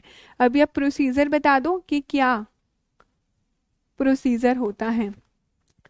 अगर आपने यहाँ 1 और 2 लिखा है तो फिर यहाँ पर स्टार्ट ABC से करना। ठीक है, प्रोसीजर क्या है, you have to hold a board meeting, pass a board resolution. So लिखो hold a board meeting,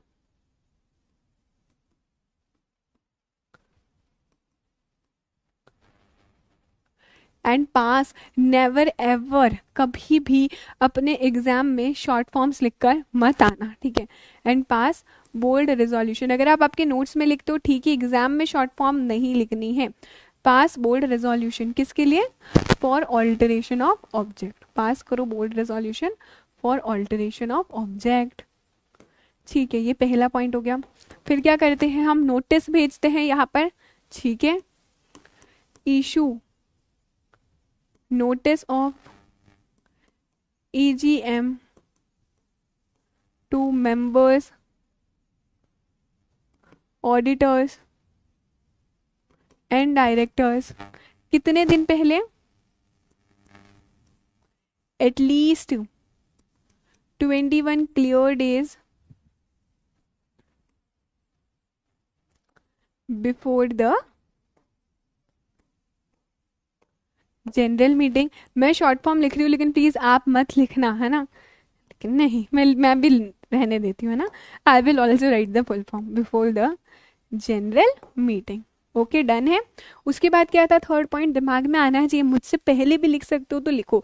hold general meeting, hold general meeting. क्या करेंगे अभी हम जनरल मीटिंग होल्ड करके? And pass special resolution,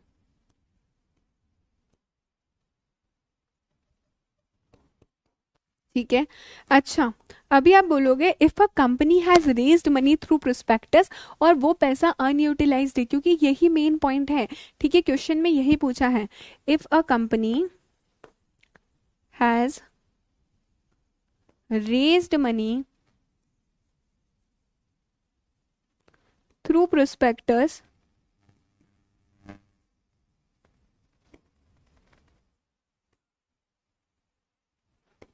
and that money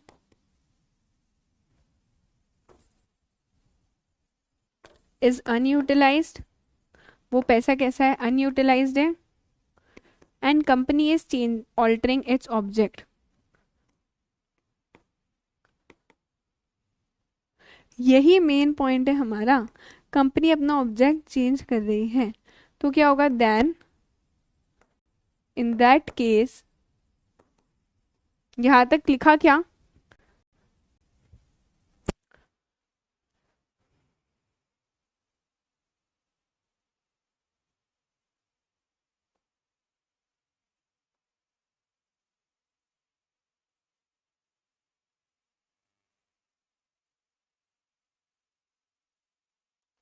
लिखा क्या यहां तक?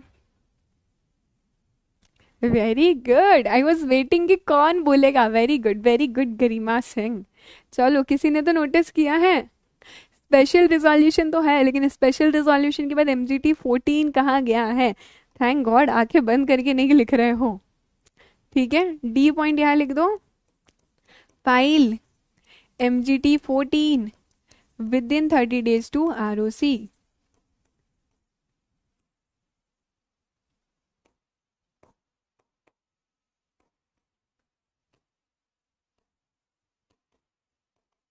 चलो, आई एम ग्लैड कि आप लोगों ने नोटिस किया है, ठीक है। तो फिर हमने क्या किया? अगर कंपनी ने पैसा रेज किया प्रोस्पेक्टस के थ्रू, वो पैसा अनयूटिलाइज है, तो कंपनी उस केस में क्या करेगी? एडवर्टीजमेंट पब्लिश करेगी, publish advertisement in one English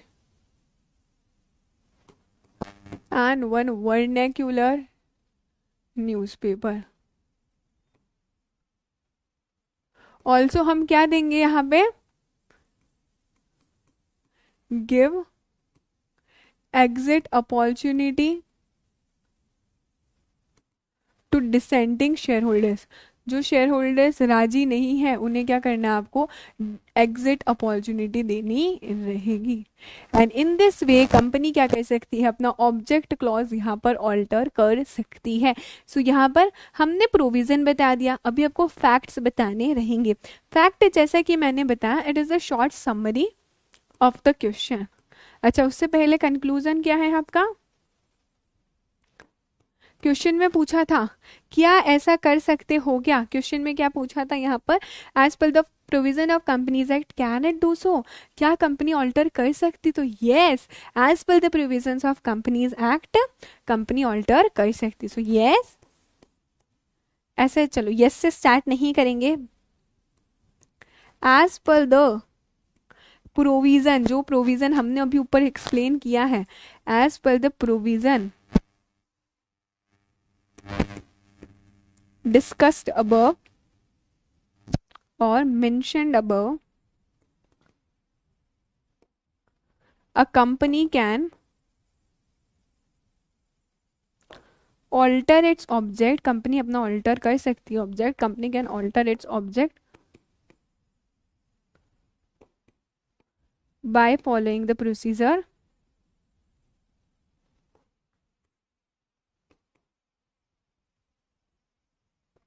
as mentioned above। और यहाँ पर आप चाहो तो और स्पेसिफिक होकर कंपनी की जगह कंपनी का नाम भी लिख सकते हो, that Ankur steel limited can alter its object by following the procedure as above mentioned. ठीक है, अच्छा अभी होगा फैक्ट्स क्या है। दीदी फैक्ट कैसे लिखते हैं एक बार बता दो, तो मैं एक बार आपको बता देती हूँ। फैक्ट बेसिकली शॉर्ट समरी होता है क्वेश्चन का। Examiner is not interested in the fact part, लेकिन जब भी केस लॉ पूछा जाता है you have to follow the 3 para rule, that is provision, facts और कंक्लूजन। फैक्ट में आपको शॉर्ट समरी ही लिखनी है इस क्वेश्चन की। क्वेश्चन में पूछा था अंकुर स्टील लिमिटेड ने पैसे रेज किए 400 करोड़, 100 करोड़ यूज कर दिया, अभी सॉफ्टवेयर डेवलपमेंट करना चाह रहा है। सो अभी आपको अपनी लैंग्वेज में से लिखना है। ठीक है, फैक्ट क्या लिखोगे? अंकुर स्टील लिमिटेड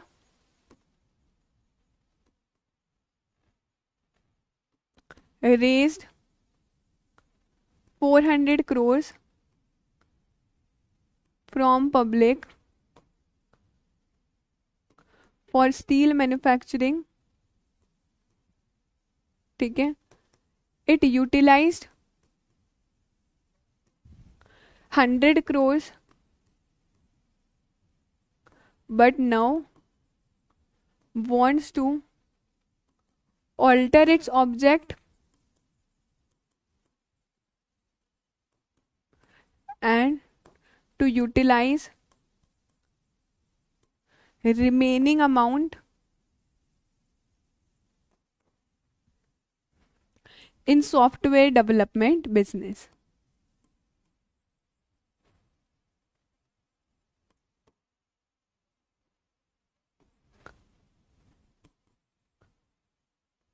इस तरीके से आपने क्या लिख दिया यहाँ पर? फैक्ट लिख दिया है। क्या यहाँ पर क्लियर है?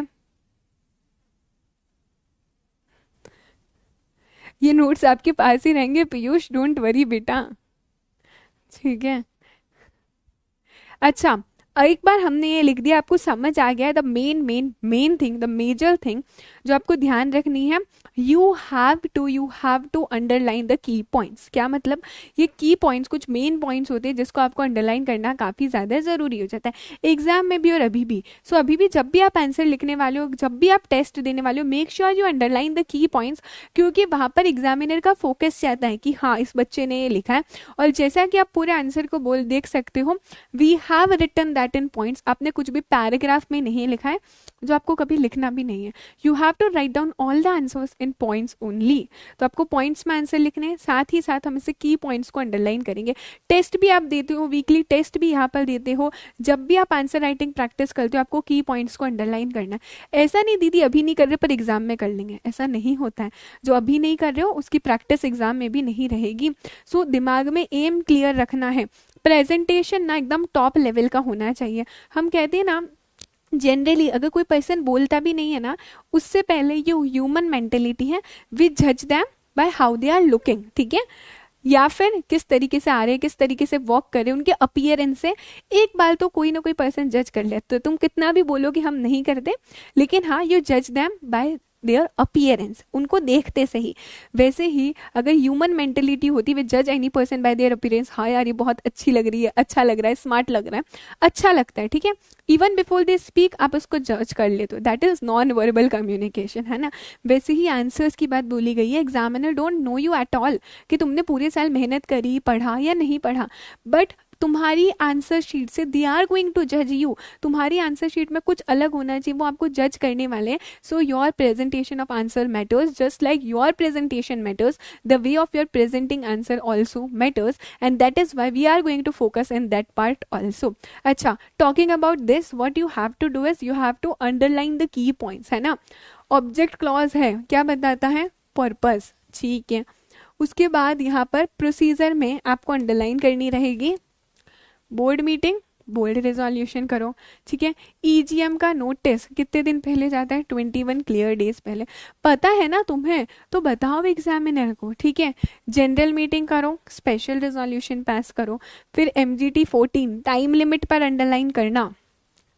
कंपनी ने पैसा रेज किया है, पैसा अनयूटिलाइज है यहाँ पर, तो क्या करना है कंपनी को, एडवर्टीजमेंट इंग्लिश और वर्निकुलर न्यूज़पेपर में, साथ में एग्जिट अपॉर्चुनिटी देनी डिसेंटिंग शेयर होल्डर को. फैक्ट को अंडरलाइन करने की जरूरत नहीं है. कंक्लूजन पे आ जाओ, प्रोविजन के according company can alter its object by following procedure. खत्म, दैट इज इट. और आपके मार्क्स कट होने की जो चांसेस है बहुत कम हो जाएंगे अगर आप इस वे में प्रेजेंट करते हो. So I hope I am very clear, I can communicate to you very clearly कि मैं क्या कहना चाह रही थी. नहीं गरिमा सिंह, ऐसा नहीं है. देखो मैं क्या सजेस्ट करती हूँ, आपको एग्जाम में ना इतना टाइम नहीं मिलता है कि आप ब्लू पेन से लिखो और ब्लैक पेन से अंडरलाइन करो, ठीक है. So what you have to do is, जिस पेन से आप लिख रहे हो उसी पेन से अंडरलाइन कर दो, ज़्यादा बेटर रहने वाला है आप लोगों के लिए, वरना हमारे पास टाइम नहीं रहता है. वॉट वी वॉन्ट इज आपका पेपर पूरा अटेम्प्ट करना है. I hope I am very clear. क्या आपको समझ आ गया ये point? Can we move to the next question? चलो नेक्स्ट क्वेश्चन क्या है, ये आपके होमवर्क होने वाले हैं. SPM limited is engaged in the business of manufacturing coins made of gold, silver and other precious metals. The company has not raised any money from the public, public से उसने कोई भी पैसा रेज नहीं किया है. The company has recently imported the plating technology from Germany and is desiring to enter into the business of manufacturing of ornaments, jewellery and souvenirs using the plating technology. तो पहले कंपनी का business था coins manufacture करने का. Company ने कोई भी पैसा पब्लिक से रेज नहीं किया, पर वो चाहती है थोड़ा चेंज करना यहाँ पर, है ना, अपना business. However the proposed business is not covered in object clause of MOA में कवर्ड नहीं है. Advise the company the procedure to be followed by it for alteration of object clause of MOA in accordance with provision of companies act 2013.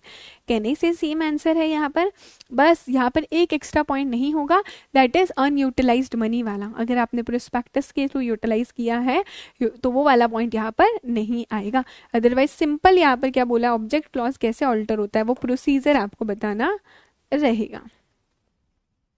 कर सकते हैं हम इतना. So it is a homework, you have to write it.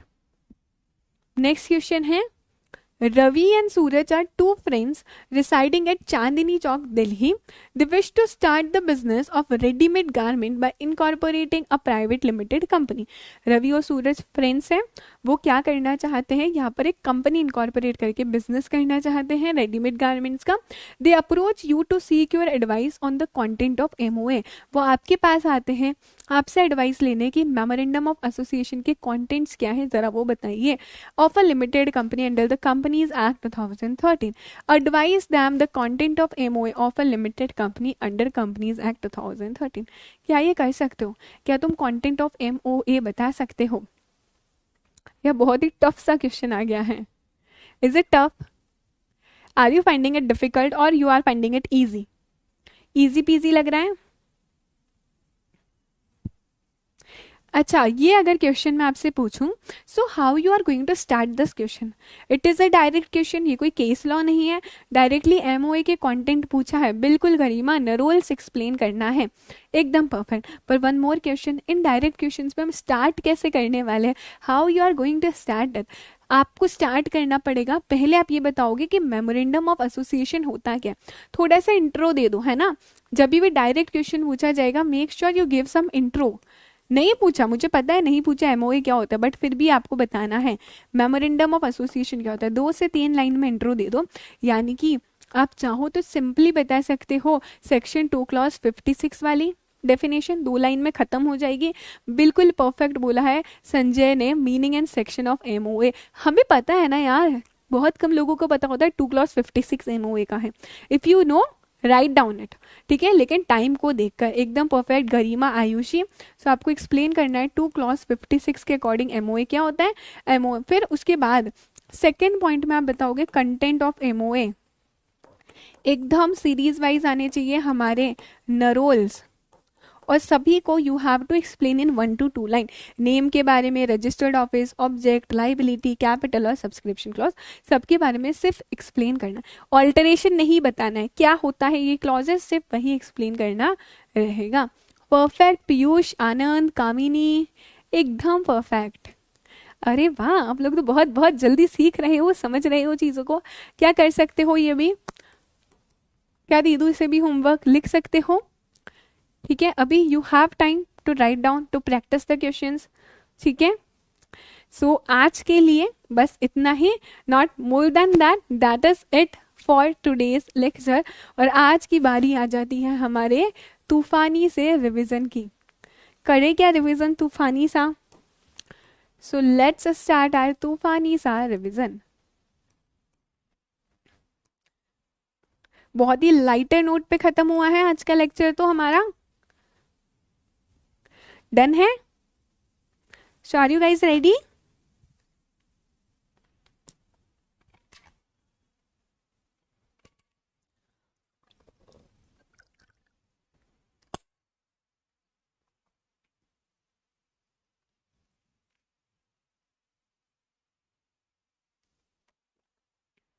Yes Garima, MOA finish.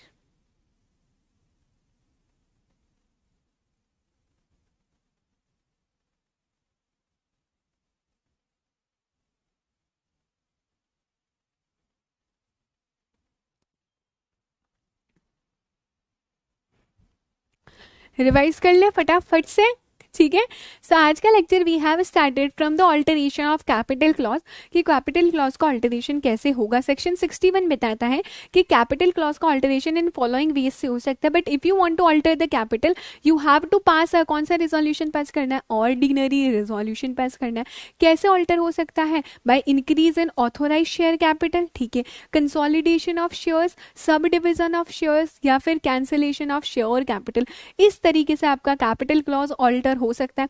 If I talk about the procedure, तो ध्यान रखना है सबसे पहला, एंश्योर करो that articles of association have the power to alter the capital clause. दूसरा, hold board meeting, pass board resolution, hold general meeting, लेकिन pass कौन सा करना है, ऑर्डिनरी रिजोल्यूशन पास करना है. यहाँ पर आपको फोर्थ में हमने देखा आपको कौन सा फॉर्म फाइल करना है. You have to file form SH7 with ROC within 30 days. आपको SH7 फाइल करना है. अगर आपने आर्टिकल्स ऑफ एसोसिएशन को ऑल्टर किया है तो उस केस में आपको MGT14 भी फाइल करना रहेगा. That's it.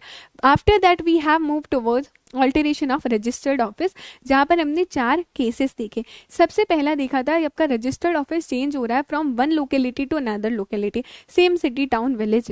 तो उस केस में सिंपल सा था, बोर्ड मीटिंग करो, बोर्ड रेजोल्यूशन पास करो, यहाँ पर इंटीमेट कर दो कि आपका रजिस्टर्ड ऑफिस चेंज हो गया, ROC को इन फॉर्म INC 22. इधर it does not need the alteration of MOA.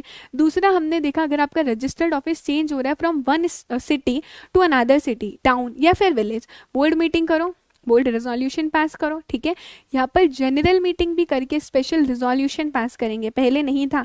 General meeting करो, SR पास करो, फॉर्म MGT14 फाइल करेंगे within 30 days from the date of passing special resolution, form INC 22 file करेंगे within 30 days जब से आपका registered office change हो गया है. क्लियर दोनों केसेस. अभी मेन 2 पॉइंट्स आते थे जहां पर आपका रजिस्टर्ड ऑफिस चेंज हो रहा है from one ROC to another ROC.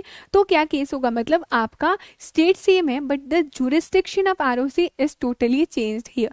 अभी कुछ पॉइंट सेम है, जब भी आएगा ROC चेंज हो रहा है, ध्यान रखना यहाँ पे पिक्चर में RD आने वाला है. Hold board meeting, pass board resolution, general meeting का नोटिस दे दो 21 डेज पहले, सबको जनरल मीटिंग करो और स्पेशल रेजोल्यूशन यहाँ पर पास कर दो. MGT14 फाइल कर दो, फॉर्म INC 22 भी फाइल कर दोगे 30 डेज के अंदर अंदर. अब क्या करना है, अभी you have to take the approval from regional director. So company will send an application to regional director. Regional director को जवाब देना है, कितने दिन में जवाब देना है, सो ऑर्डर देना है 30 डेज में. RD का ऑर्डर आया हमारे पास 30 डेज में, company have to file this order of RD to ROC. RD का ऑर्डर किसको फाइल करोगे, आरओसी को फाइल करोगे। यहाँ पे 60 डेज के अंदर अंदर आरओसी को हमने फाइल कर दिया। आरओसी ने देख लिया ठीक है आरडी का ऑर्डर आ गया, आरओसी अपने सारे बुक्स पेपर्स रजिस्टर्ड डॉक्यूमेंट्स दूसरे आरओसी को या जो नया वाला आरओसी है उसको यहाँ पर ट्रांसफर कर देगा फाइनली। क्या ये क्लियर है? अच्छा इफ यू वांट ना मैं फिर से आपको चार्ट बता देती हूँ सो दैट आपके दिमाग में बैठ जाएगा ये चीजें, ठीक है। गिव मी अ मिनट, देख लो ये चार्ट, यही हमने पूरा पढ़ा है, ठीक है। 30 डेज में ऑर्डर दिया है, 60 डेज में आरओसी को आपने बता दिया है। यहाँ पर करेक्ट करेंगे सब कुछ, कंपनी फाइनली क्या कर देगी, उसे नोट कर लेगी। कंपनी आरडी को आईएनसी 23 फाइल करके ना कुछ डॉक्यूमेंट्स भी बताती है, बोर्ड रेजोल्यूशन, स्पेशल रेजोल्यूशन की कॉपी देती है, एक डिक्लेरेशन देती है कि हमने कोई भी डिफॉल्ट नहीं किया है, क्रेडिटर्स का कंसेंट ले लिया है, और साथ ही साथ हम बोलते कि किसी का भी इंटरेस्ट अफेक्ट नहीं हो रहा है। आफ्टर दैट हमने एक और चीज देखी, अगर आपका रजिस्टर्ड ऑफिस शिफ्ट हो रहा है एक स्टेट से दूसरे स्टेट में, लेट्स अज्यूम अगर आप मध्य प्रदेश से बिहार में शिफ्ट कर रहे हो, तो उस केस में क्या है, उस केस में सबसे पहला सेम आएगा, hold board meeting, pass board resolution, general meeting करो, स्पेशल रेजोल्यूशन पास करो, एमजीटी 14 फाइल करोगे 30 डेज के अंदर अंदर, आईएनसी 22 फाइल करोगे। यहाँ पर भी कौन आएगा, यहाँ पर भी रीजनल डायरेक्टर पिक्चर में आने वाला है। आपको रीजनल डायरेक्टर को फॉर्म आईएनसी 23 फाइल करना है कुछ अटैचमेंट्स के साथ, 4 अटैचमेंट्स है, एमओए की कॉपी, मिनट्स की copy, board resolution, special resolution की कॉपी और लिस्ट ऑफ क्रेडिटर्स, ठीक है। लेकिन ये आईएनसी 23 आप आरडी को फाइल कर रहे हो, उससे एटलीस्ट 30 डेज पहले आपको क्या करना है, एडवर्टीजमेंट देना है, एक इंग्लिश न्यूज़पेपर में, एक वर्नेक्युलर न्यूज़पेपर में, साथ ही साथ इंडिविजुअल नोटिस देना है डिबेंचर होल्डर्स को, डिपॉजिटर्स को, क्रेडिटर्स को, कि आपको कोई दिक्कत तो नहीं है ना। आप चाहो तो इसे अपोज कर सकते हो 21 डेज के अंदर अंदर। अभी 2 केसेस होंगे, या तो ऑब्जेक्शन आएगा या ऑब्जेक्शन नहीं आएगा। अगर ऑब्जेक्शन नहीं आया है तो आरडी ऑर्डर पास कर देगा 15 दिनों में, अगर ऑब्जेक्शन आया है तो यहाँ पर आरडी डिस्पोज ऑफ करेगा एप्लीकेशन को 60 डेज के अंदर अंदर। आरडी ने अगर ऑर्डर पास कर दिया रजिस्टर्ड ऑफिस शिफ्ट करने का, आरडी के ऑर्डर की copy you have to file it with ROC, central government के ऑर्डर की कॉपी आरओसी को फाइल करनी 30 डेज में in form INC 28। 2 case laws देखे थे हमने, सबसे पहला उषा बेल्टन वाला केस था, वहां पर बोलता है अगर आपको गवर्नमेंट ने कुछ भी बेनिफिट दे रहे हो, चाहे आपको लीज लैंड दे रहे, सब्सिडी दे रहे, इंटरेस्ट फ्री लोन दे रहे, इसका मतलब ये नहीं, they can not prohibit you from shifting your registered office from one state to another, वो आपको रोक नहीं सकते हैं एक स्टेट से दूसरे स्टेट में रजिस्टर्ड ऑफिस शिफ्ट करने से। दूसरा केस हमने देखा था भारत कॉमर्स इंडस्ट्रीज लिमिटेड, जहां पर बोला था अगर एम्प्लॉयज यूनियन बना रहे और एम्प्लॉयज यूनियन बना के बोलते हैं कि हम आपको रजिस्टर्ड ऑफिस शिफ्ट नहीं करने देंगे बिकॉज यहाँ पर इंटरेस्ट हमारा अफेक्ट हो रहा है, स्टेट को लॉस होगा रेवेन्यू का, अनएम्प्लॉयमेंट जनरेट होगा, सो it is not a valid ground, अगर एसआर पास हो गया आप रोक नहीं सकते हो। ये 2 केस लॉस थे जो हमने यहाँ पर पढ़े थे, and that is it for today's. और यही था हमारा आज का लेक्चर। इजी पीजी लगा भी। सेकेंडली जो आपका रिजोल्यूशन से रिलेटेड क्वेश्चन है, यस मॉड्यूल में रिजोल्यूशन गिवन है पर अभी तक रिजोल्यूशंस पे नहीं पूछा गया। अगर आपको मैं पास्ट ईयर क्वेश्चन की बात बताऊं तो जो रिजोल्यूशंस पूछे जाते हैं वो भी पूछे जाते हैं पार्ट बी के, ठीक है। तो पार्ट ए में से ऐसा कुछ रिजोल्यूशन पूछा नहीं गया है, सो डोंट वरी, जब हमारा कोर्स हो जाएगा मैं पार्ट बी के पूरा आपको अलग से ड्राफ्टिंग करवाऊंगी, ड्राफ्टिंग के रिजोल्यूशन कराऊंगी, ठीक है। ये प्रियांशी 101% आप पेंसिल यूज कर सकते हो, इवन कुछ कुछ पेपर्स में मैंने भी पेंसिल ही यूज करी थी मेरे एग्जाम में। सो दैट इज इट, ये हो चुका है स्वाहा हमारे आज के लेक्चर का। अच्छा just tap that fire button, so मुझे पता चला आप लोग कितने लोग जगे हुए हो, कितने लोग हो। एक बार वो फायर इमोजी जो आ रहा है उसको टैप करके मुझे बता दो।